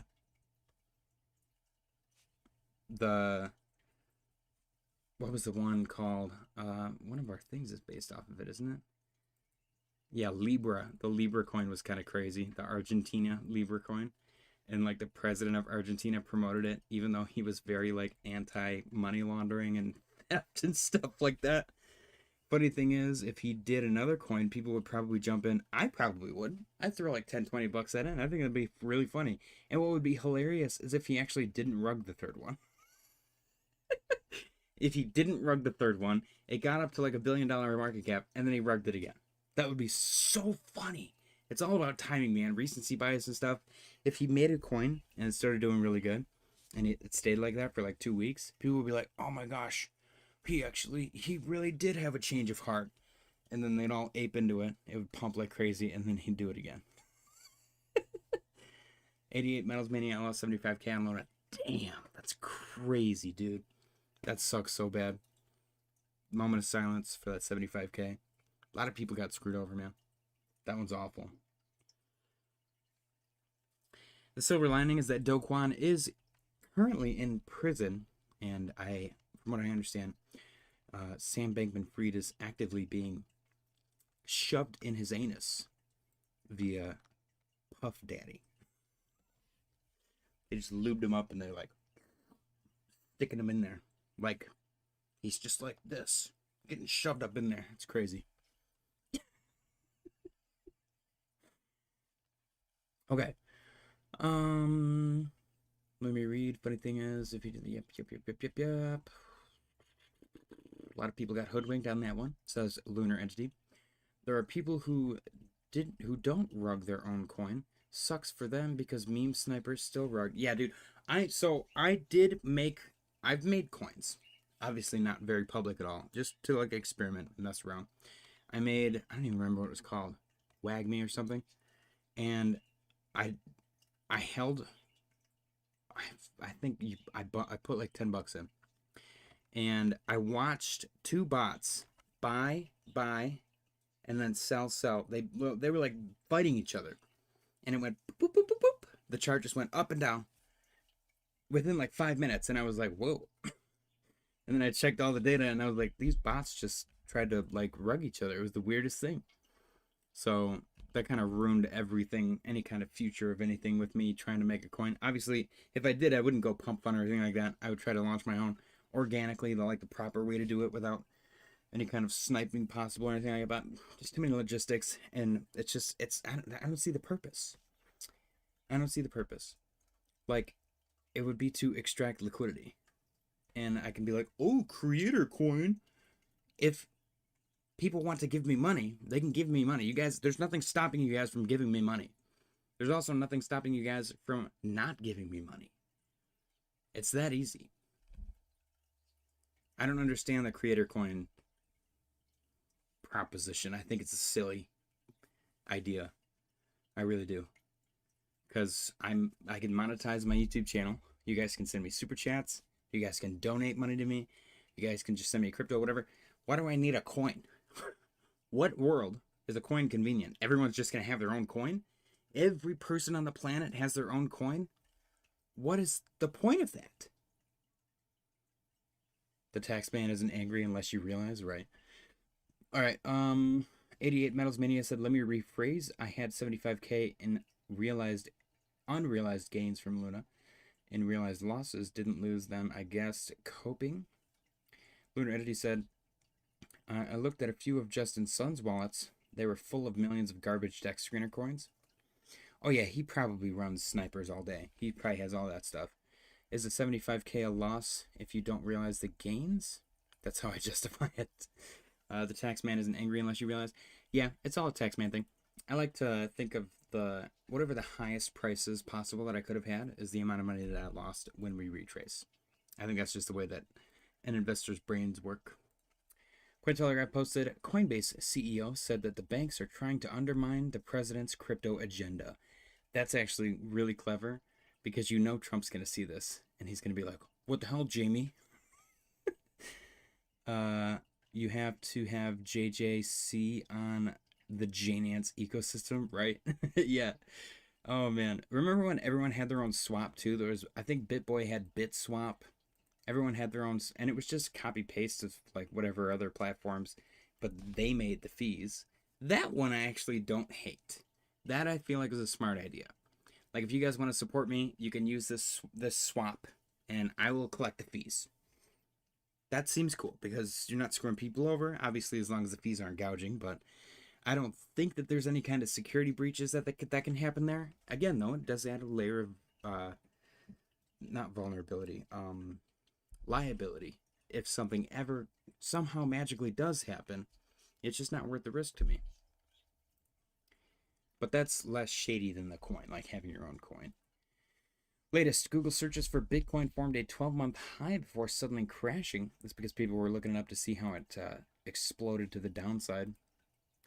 ETH ETFs bled 170 million plus in weekly outflows. Sol ETFs held up better, but still lost 9 million plus. Massive, the crypto market added 310 billion since the bottom of the wick. That's pretty crazy. Polymarket's Super Bowl market is near 700 million in volume, with only one game left. What do you guys think? Who do you guys think is going to win the Super Bowl? Seattle or New England? Let's run the poll. Let's run the poll.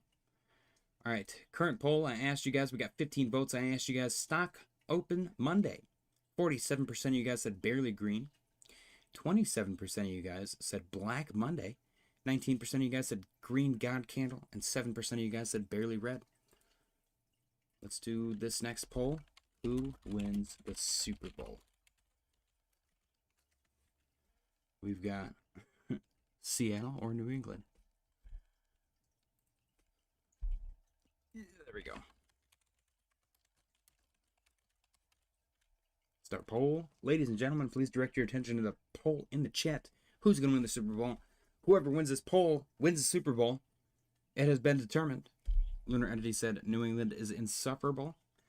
I think I agree, man. I think I agree. I'm not a big football guy, though. Income Sharks posted the last time Bitcoin had 5 consecutive down months, it bottomed. 58% drawdown during the period. This time we are at about 50%. The candles look bigger and are scarier, but percentage-wise, very similar. Very interesting. All right, it's Kwame said, yo-yo, who wants to bet? I got the Pats. I think I'm gonna go on Kalshi and throw like $5-10 on whatever side wins the poll. All right, let's see. Yeah, this one's very interesting to me, and we do usually pull back to that previous bull market high. So everyone that's like, oh well, it's usually this or it's usually that, I have a usually for you. Check this out. Everyone's like, it usually pulls back this percent, or it usually is a 4-year cycle. Watch this. Bull market, cool, whatever. Bull market, pull back, bam, look at that. That 20K happens to be the same 20K that we topped out at over here. Whoa, that's kind of crazy, isn't it? Are you ready? Let's do another one. Bull market, yay, pull back. Oh, would you look at that? Wow, this 60K happens to be the 60K that we tapped out over here. Huh, what a weird thing. It's almost as if there's a pattern. And that's the only way that it can ever play out, because that's how patterns work in crypto, I guess. Right? There's contradictory patterns, you say? Shut your mouth. You lying. You liar. I don't know. It's silly to me when people are like, it has to be this. This is the only way. And they insist and they're mean about it. Looking at you, Ben Cowan. Stop being mean about my coins. Bitcoin currently up 0.05% on the day, 69,326 and 51 cents. John Tujo said, how is SWE looking these days? But a good bit under $1. You are not the first person to ask about that today, my friend. They did just have like some big strategic partnership with Coinbase or something, and Solana. It is back above $1, which is huge. Big psychological level. Obviously, holding and trading above $1 is going to be ideal. You got a lovely little wick down here. Back below, it actually wicked below 80. It touched, actually, it didn't even get anywhere near 75. It touched 78-ish, 79. So it looks good. You got a nice wick indicative of some serious buying pressure. Reversal candle as well. Not too much volume into that dump, but I do like SWE. They have a whole ecosystem built out. They're paying people in the community for promotions. They're fleshing out their ecosystem the way that an ecosystem should be fleshed out, regardless of the state of the market. And I respect that. For some reason, people are like, let's build. We're building. We're working really hard on building, marketing and building. And then the market goes down and they're like, I don't even want to do this anymore. What's the point? And it's crazy to me because you know how many people that are successful do that? Zero of them. No successful person does that. Their stock prices, their stock valuations plummet to like damn near zero. They still get up and go to work, man. They still bust their ass and build something real. Put out a product or provide a service that people actually pay money for. I'm just saying. Lunar Energy said, I like how YouTube keeps trying to recommend me Charles Hoskinson's video about the drawdown. You actually didn't dive and get crushed until forward-looking Fed policy turned increasingly hawkish in January of 2022. You actually didn't dive and get crushed until forward-looking Fed policy turned increasingly hawkish in January of 2022. I feel like there's missing context there. Am I missing context? Tisha said, but why chase an old altcoin? What if it becomes the new pole? That is entirely possible. It's a gamble. It is a complete gamble. It does have an ecosystem, though. So, and they, for some reason, performed incredibly well during all of this stupid, ugly craziness that we had during 2025. SWE performed beautifully. Look at this. We were looking at $6 by May. Didn't happen. I think, where did we top out at? 4 something? No, 5. What am I looking at here? There we go. Yeah, 537-ish. It's pretty good. This thing did tremendously well. So, worst case scenario, do they have a... I wonder what their supply is, actually. I'm very curious what their supply is. Do they have a... print schedule, or is it fully circulating? And we know the ecosystem is used. People like the ecosystem. It's number 26 on CoinMarketCap. Personally feel like it's top 10 material. Let's see. Oh, okay, there are unlocks. That's good to know. How much is it circulating, though? It is, it's only 38.46% circulating. So there is a potential for dilution here. Like, insane dilution. They're printing basically until, what is this, 100% I'm assuming? They print until 2030? Okay, so you got 4 more years of printing. It does slow down in May, June, July. So mid-year it's going to slow down. Go buy a bag before it's Ray pumping, bro. Go buy a bag before it's too late, JJ. I'm not bag buying today, bro. I appreciate that though. Appreciate the heads up. I'll go look at it. But yeah, SWE, this is mildly concerning. Only 38.46% of it is circulating. They do have an unlock schedule. They're transparent about it. So you just got to kind of rely on the idea that they're not going to dump their bags. Whoever gets it. Looks like everybody gets a little piece. So just keep that in mind. Know that that's a possibility. With that, for your all-time high math, you would have to calculate whatever the market cap was at all-time highs. I'm just going to do 5. It was over $5. So 5 times 3.84. So when it's fully circulating, what just happened? When it's fully circulating, it would have to be $19.2 billion market cap in order for it to reach $5.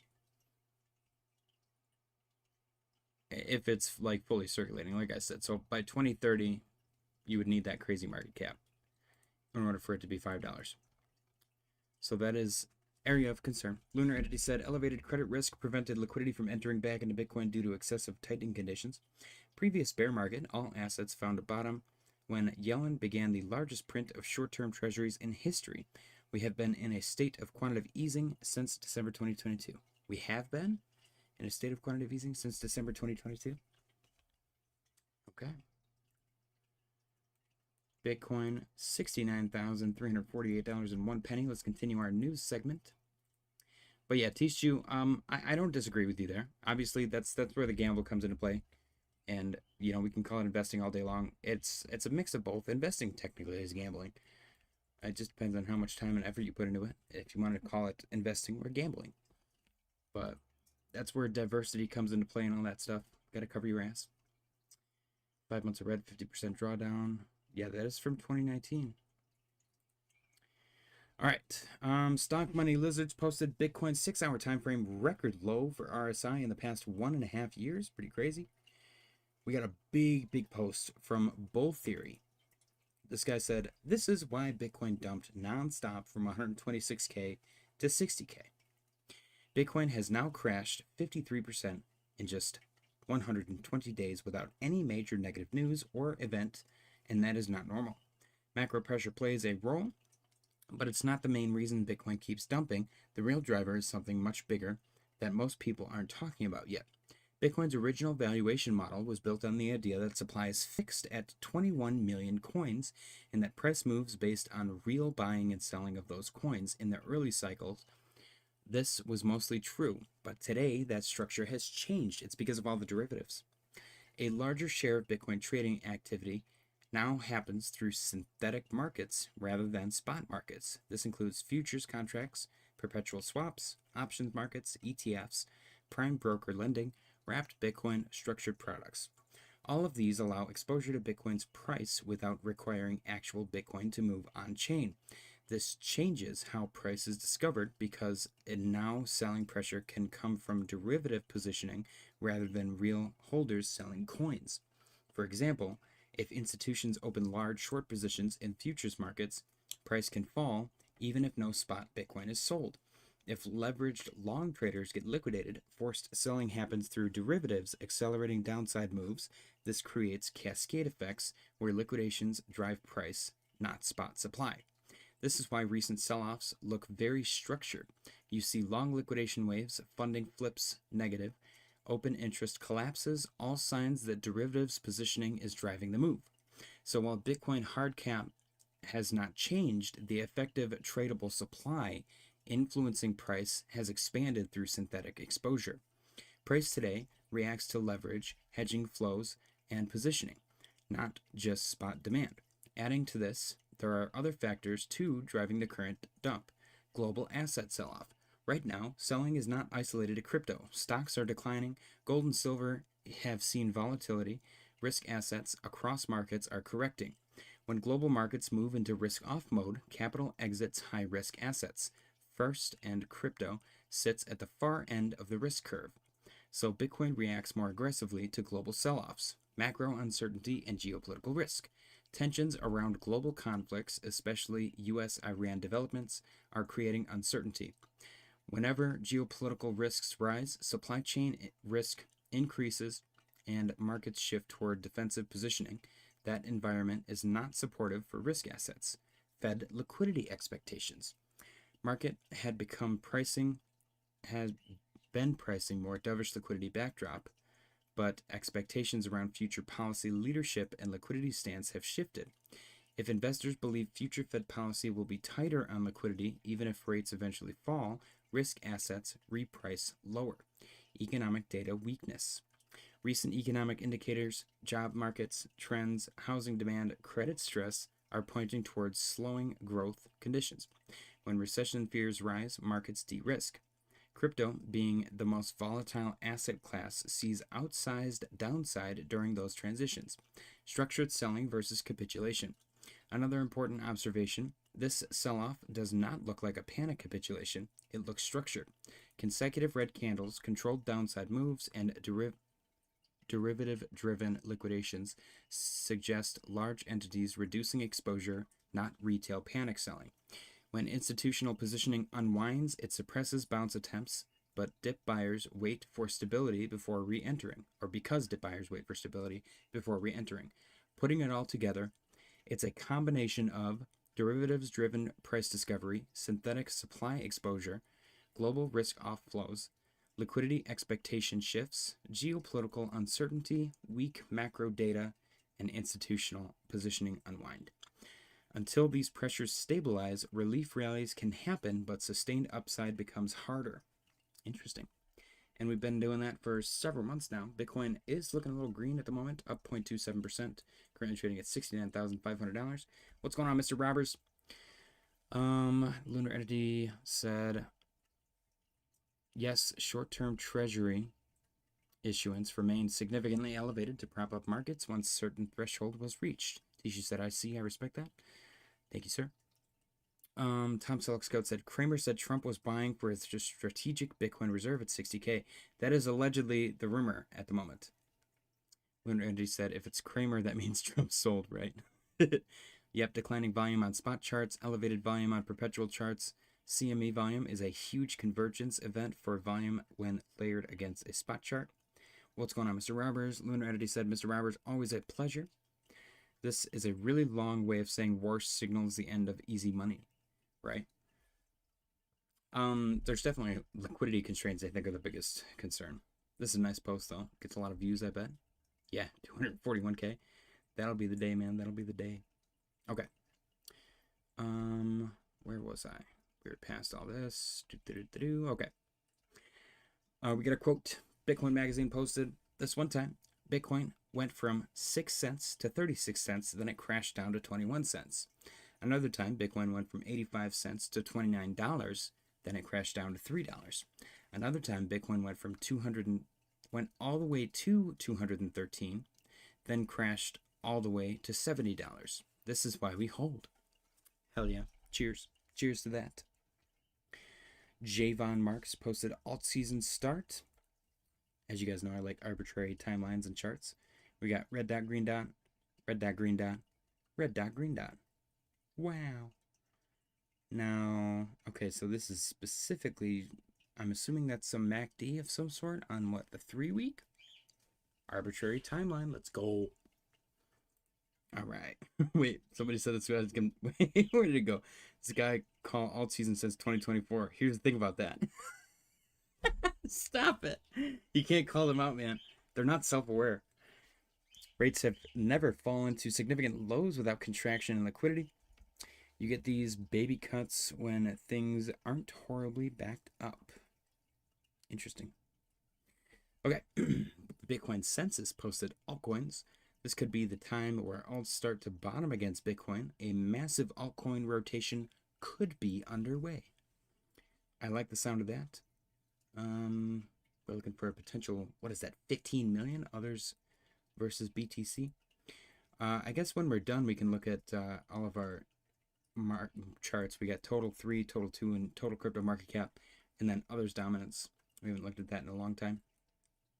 Allegedly, September 3rd, 2029 is going to be the Pico top if we are in a 12-month long traditional bear market. Time will tell. All right, next we've got, quite a few things. Okay, bar chart posted small cap stocks. Score best day since August. Very cool. That's the Russell 2000. Kobe SE letter posted the delinquency rate on commercial mortgage-backed securities for offices jumped 103 basis points in January to a record 12.3%.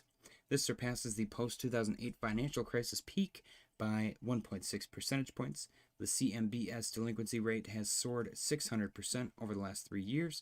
Meanwhile, the delinquency rate for multifamily CMBS rose 30 basis points to 6.9%, the third highest since December 2015. The overall U.S. CMBS delinquency rate increased 17 basis points to 7.5%, the highest in at least 5 years. The commercial real estate crisis is in full swing. I will say, since the pandemic and the normalization of work from home culture, I think that this is going to probably maybe continue to get worse, unless there's some incentivization for the latter. But until that happens, it's going to get a little funky. Mr. Robert said, Lunar, sir, hello, hello. Lunar said, people have been praying for rain in crypto, while all I've seen is consolidation similar to the tech sector. Oh yeah, we're in like a weird prolonged period of funk. Now, I will say the only anomaly to that is actually Bitcoin's performance throughout 2025.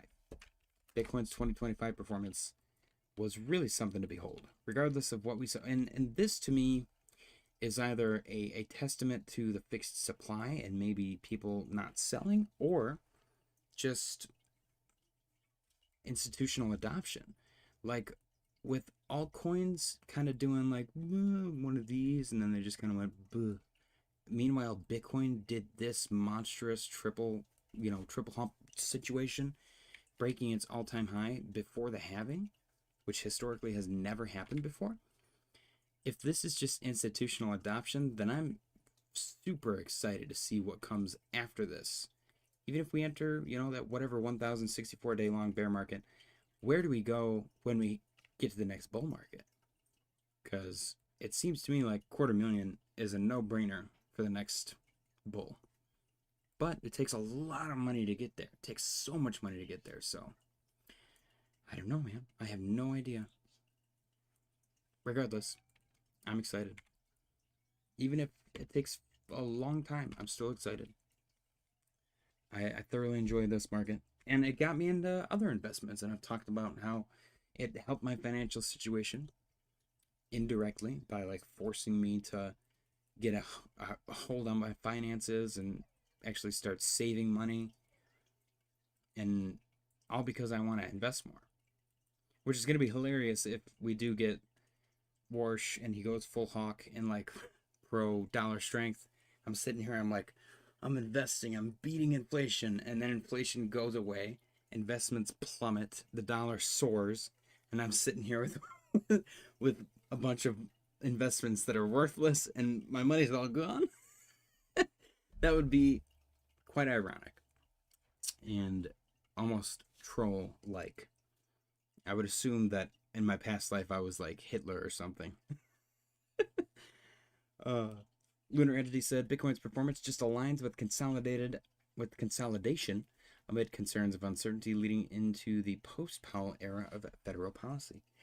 There's a rumor floating around, which I think one of the viewers talking about yesterday with this Judy individual for Fed chair, that Trump is going to change his mind on Warsh, which would be kind of funny. A cyclical bear market would likely occur as a result of capex obligations and pandemic debt refinancing. All right. I just hit my foot and it hurt really bad. All right, let's see. 80% of you guys said Seattle. We got 10 votes too. That's 8 people. Let's go check out Kalshi. I'm not going to show, but I'm going to put my money on Seattle. 68% Seattle wins. I'm taking it. Okay, let me actually read the fine print. All right. Seattle versus New England. 21 hours until it plays out. 68% for Seattle. So that's 32. If I put $100 in, I'll win $32 essentially. First song at halftime, MVP winner. Okay, so there's a bunch of bets around this. Who will attend? Interesting. Which brands will advertise? Gemini, is Gemini Google or Gemini the crypto exchange? I think that's actually one of the bigger talking points that we haven't talked about at all, is Gemini exiting like all foreign markets. That's kind of messed up. They literally, this exchange, this centralized exchange, pretty much said, well, you can't buy from us anymore. You can just withdraw. Bye. We're leaving. That's crazy. At least they're not taking your money, but still, them like straight up being like, we're expanding global markets. We're going everywhere. And then people sign up for them. They're like, this is really cool. I love this app. Gemini is great. And then Gemini is like, we changed our mind. We don't want to be here anymore. You can take your money, but we're leaving. Bye. That's so messed up to me. That's so messed up. All right, let's see. I'm betting on Seattle. 1.47x. Or should I bet on New England just because... No, I keep doing that. I keep doing that to myself. I'm like, let me bet on the underdog just because if I do win, it's going to be so much more money. Oh, man. All right. What am I doing? I'm putting $10. I'm putting $15. And I win $6 if I win. I'm doing it. Right? Is it stupid? What do you guys think? 80% of you guys said yeah. Lunar Entity said it just signals the weird transition era that potentially occurring where we shift from globalism to nationalism. I'm going to call it gambleism because everything is just gambling now. And it really reminds me of Cyberpunk. Not Cyberpunk. What's the movie called? Blade Runner. The cyberpunk futuristic city where like everyone speaks every different language. There's just neon lights everywhere, advertisements all over the place, and gambling. Everything is gambling. Every single possible thing is gambling. That is the future that I feel like we're heading towards. And apparently it started with the pandemic. I had no idea. But that's where all of this margin and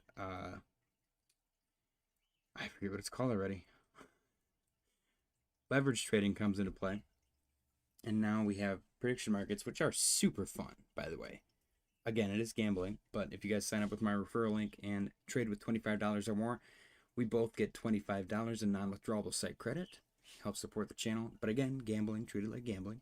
Subscribe if you guys are new. Appreciate you guys. We're trying to get that 2,000 subscribers before April. We got 2 months left. I think we can do it. We got, what do we got? Just under 700 subscribers left to go. 680. Seems pretty doable to me. So we gotta see like a 50% increase. I feel like we could do that, right?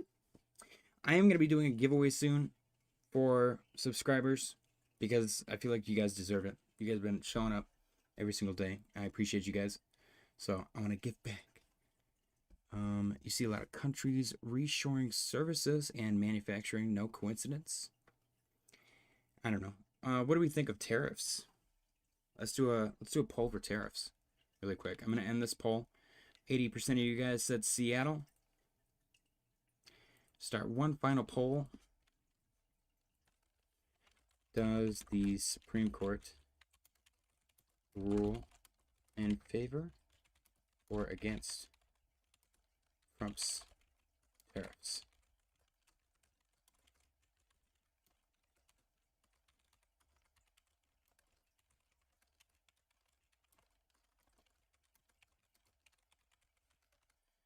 All right, ladies and gentlemen, please direct your attention to the poll in the chat. Does the Supreme Court rule in favor or against Trump's tariffs? You got in favor, tariffs stay, or against, bye-bye tariffs. What are your guys' thoughts? Let's go see if there's anything new on Kobayashi letter. Very possible. There is. Okay, we've got European stocks are experiencing an incredible run. The stocks, STOXX, that's clever, 600 index has gained for 7 consecutive months, the longest streak since 2013. This is also the second best run this century, and one of the strongest in 40 years. During the streak, the index has rallied 14.4%. The run has been fueled by mining stocks with the stock's basic resource index surging 65.6%. Wow. Banking stocks have followed, with the stocks banks index soaring 39.9%. Very cool.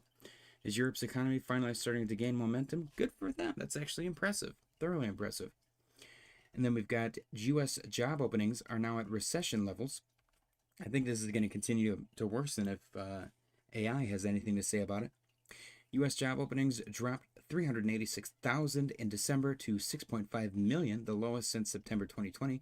Although maybe that in turn will make us more productive because we'll need to employ those people. So more positions will be opened out of necessity, and we'll actually get stuff done because the really menial tasks may be taken over by AI. I don't know. It's a little silver lining, a little optimism thrown in the mix. You never know what I'm going to say. Over the last 2 months, did we read that? No, we did not. Okay. Over the last 2 months, job openings have declined 907,000, the biggest 2-month drop since March 2023. The number of available vacancies has plummeted 5.6 million since the March 2022 peak This is now below levels seen before the pandemic in 2018 and 2019 at around 7 million. As a result, the ratio of available vacancies to unemployed workers is down to 0.87, the lowest since February 2021, and significantly below the pre-pandemic high of 1.24. This is also below the levels recorded during the 2001 recession. U.S. job market weakness is accelerating. Very, very interesting. All right, and then let me go to, I'm going to go way down here. I guess we can check Cointelegraph as well, but I want to check Watcher Guru and see what's up with them, if they've got anything new as well. They do not. Okay, Cointelegraph. Let's see. Yep, they got a couple new things here. Okay. Do you still believe in crypto? Despite starting and ending the week,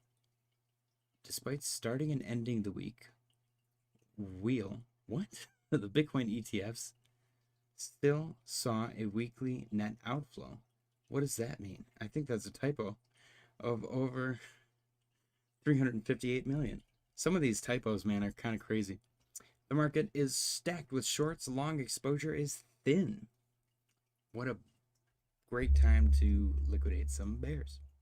Vietnam plans a 0.1% tax on crypto trades, treating digital assets like stocks. Interesting. Total TVL has dropped 73 billion since the October 10th liquidation event. Wow. That is it. All right, Bitcoin's still quiet, up 0.04% on the day, 69,315 and 99 cents. Mr. Robert said, I just used lacquer thinner to clean some misplaced paint on an RC body I'm painting. Don't use lacquer thinner. It just effed my shit hard. The Lexan body hates that like the plague. Shit. Well, I guess everyone pray for Mr. Robert's RC car fumble.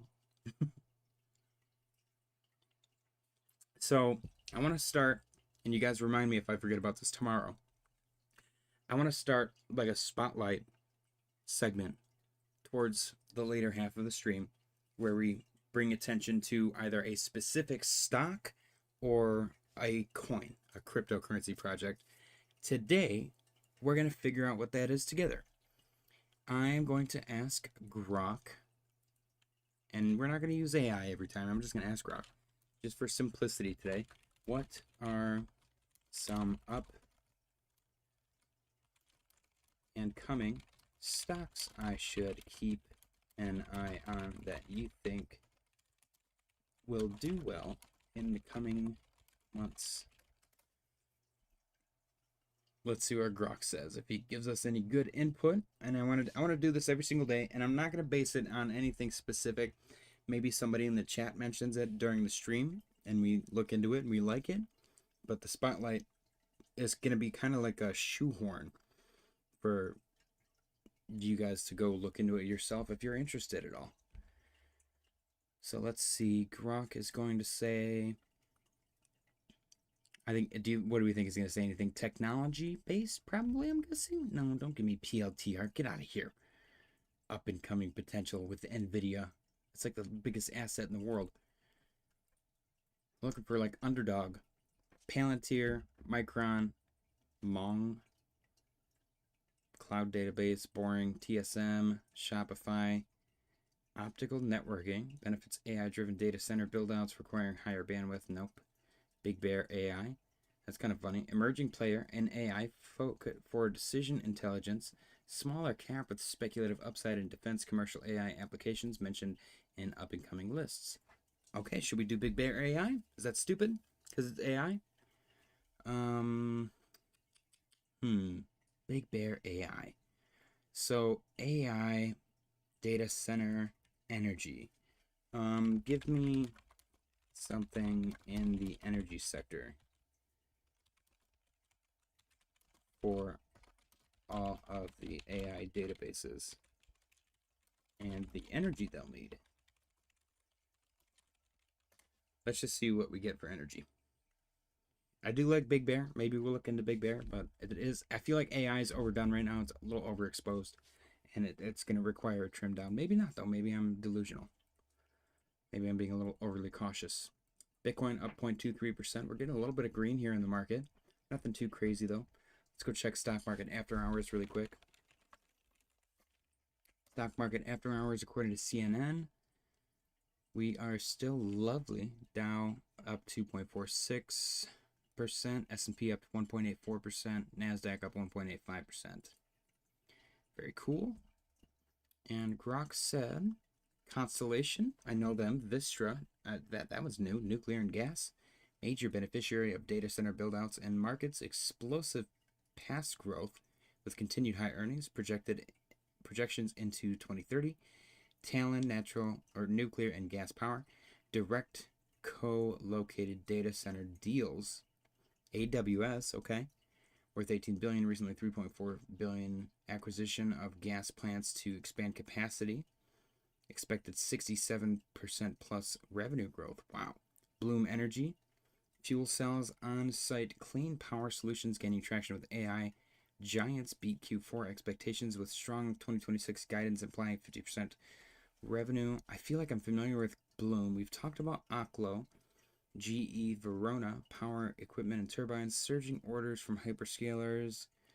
Okay, emerging names like Oklo, Talon, and BE carry higher volatility, speculative risk, but potential outsized gains if AI power demand accelerates further. Monitor policy support for nuclear So I'm thinking nuclear for the spotlight. And I suppose I'm going to go with Vistra. No, I'm going to go with Talon because of their AWS situation. Talon Energy, TLN. Let's go take a look. Obviously, do your own research. This is just for fun, a little spotlight on a stock. Energy stock, nuclear, and gas. $345. Does look like a head and shoulder right now, so maybe wait for a nice entry. You might be doing one of these. See if you get something like that, but until you see some kind of reversal, I would exercise caution. Obviously, I'm not a financial advisor. This thing went crazy, man. Look at that. Look at it. Looks like a flat line, and then it just grows out of it. You can see the volatility pick up with the volume. It was very nice. Technically long-term bearish div on that RSI. Interesting. Yeah, might be worth looking into if you're interested at all. Chart looks decent. And direct co-located data center deals. $18 billion with AWS. They acquired gas plants to expand capacity. Expected 67% plus revenue growth. Yeah, look into it if you're interested. Talon Energy, TLN ticker. Bitcoin up 0.2% on the day. $69,404.44. Are we going to get $69,420 and 69 cents? That would be pretty damn epic, I'm not going to lie. Incredibly oversold on the daily. Or it was, not anymore. 4 hours clean as well. Very sideways, choppy. Nothing else in the news. I'm not going to go through portfolios. We know that they're all pretty far down. Knife catching portfolio. Just over 60% in the red. Narrative portfolio. What is that? 60% in the red, actually, almost exactly. 1 to 10K Grok portfolio. 65%. And the meme coin portfolio. What is that one? 72%. Wow. All right. That is it, ladies and gentlemen. I suppose I'm going to call it an evening. Go hang out with the family. Make sure you guys touch grass. Do all that fun stuff. Tomorrow's Super Bowl. I will be live streaming tomorrow, but I don't expect you guys to show up. People like to watch the Super Bowl. I might watch it myself. I don't know. Maybe I'll stream early in the morning. No matter what, though, if the market starts to do anything crazy, I'll hop back on. Otherwise, I will see you all tomorrow. I appreciate you guys for sticking around. Don't forget to smash the like button on your way out. Happy Saturday and good night.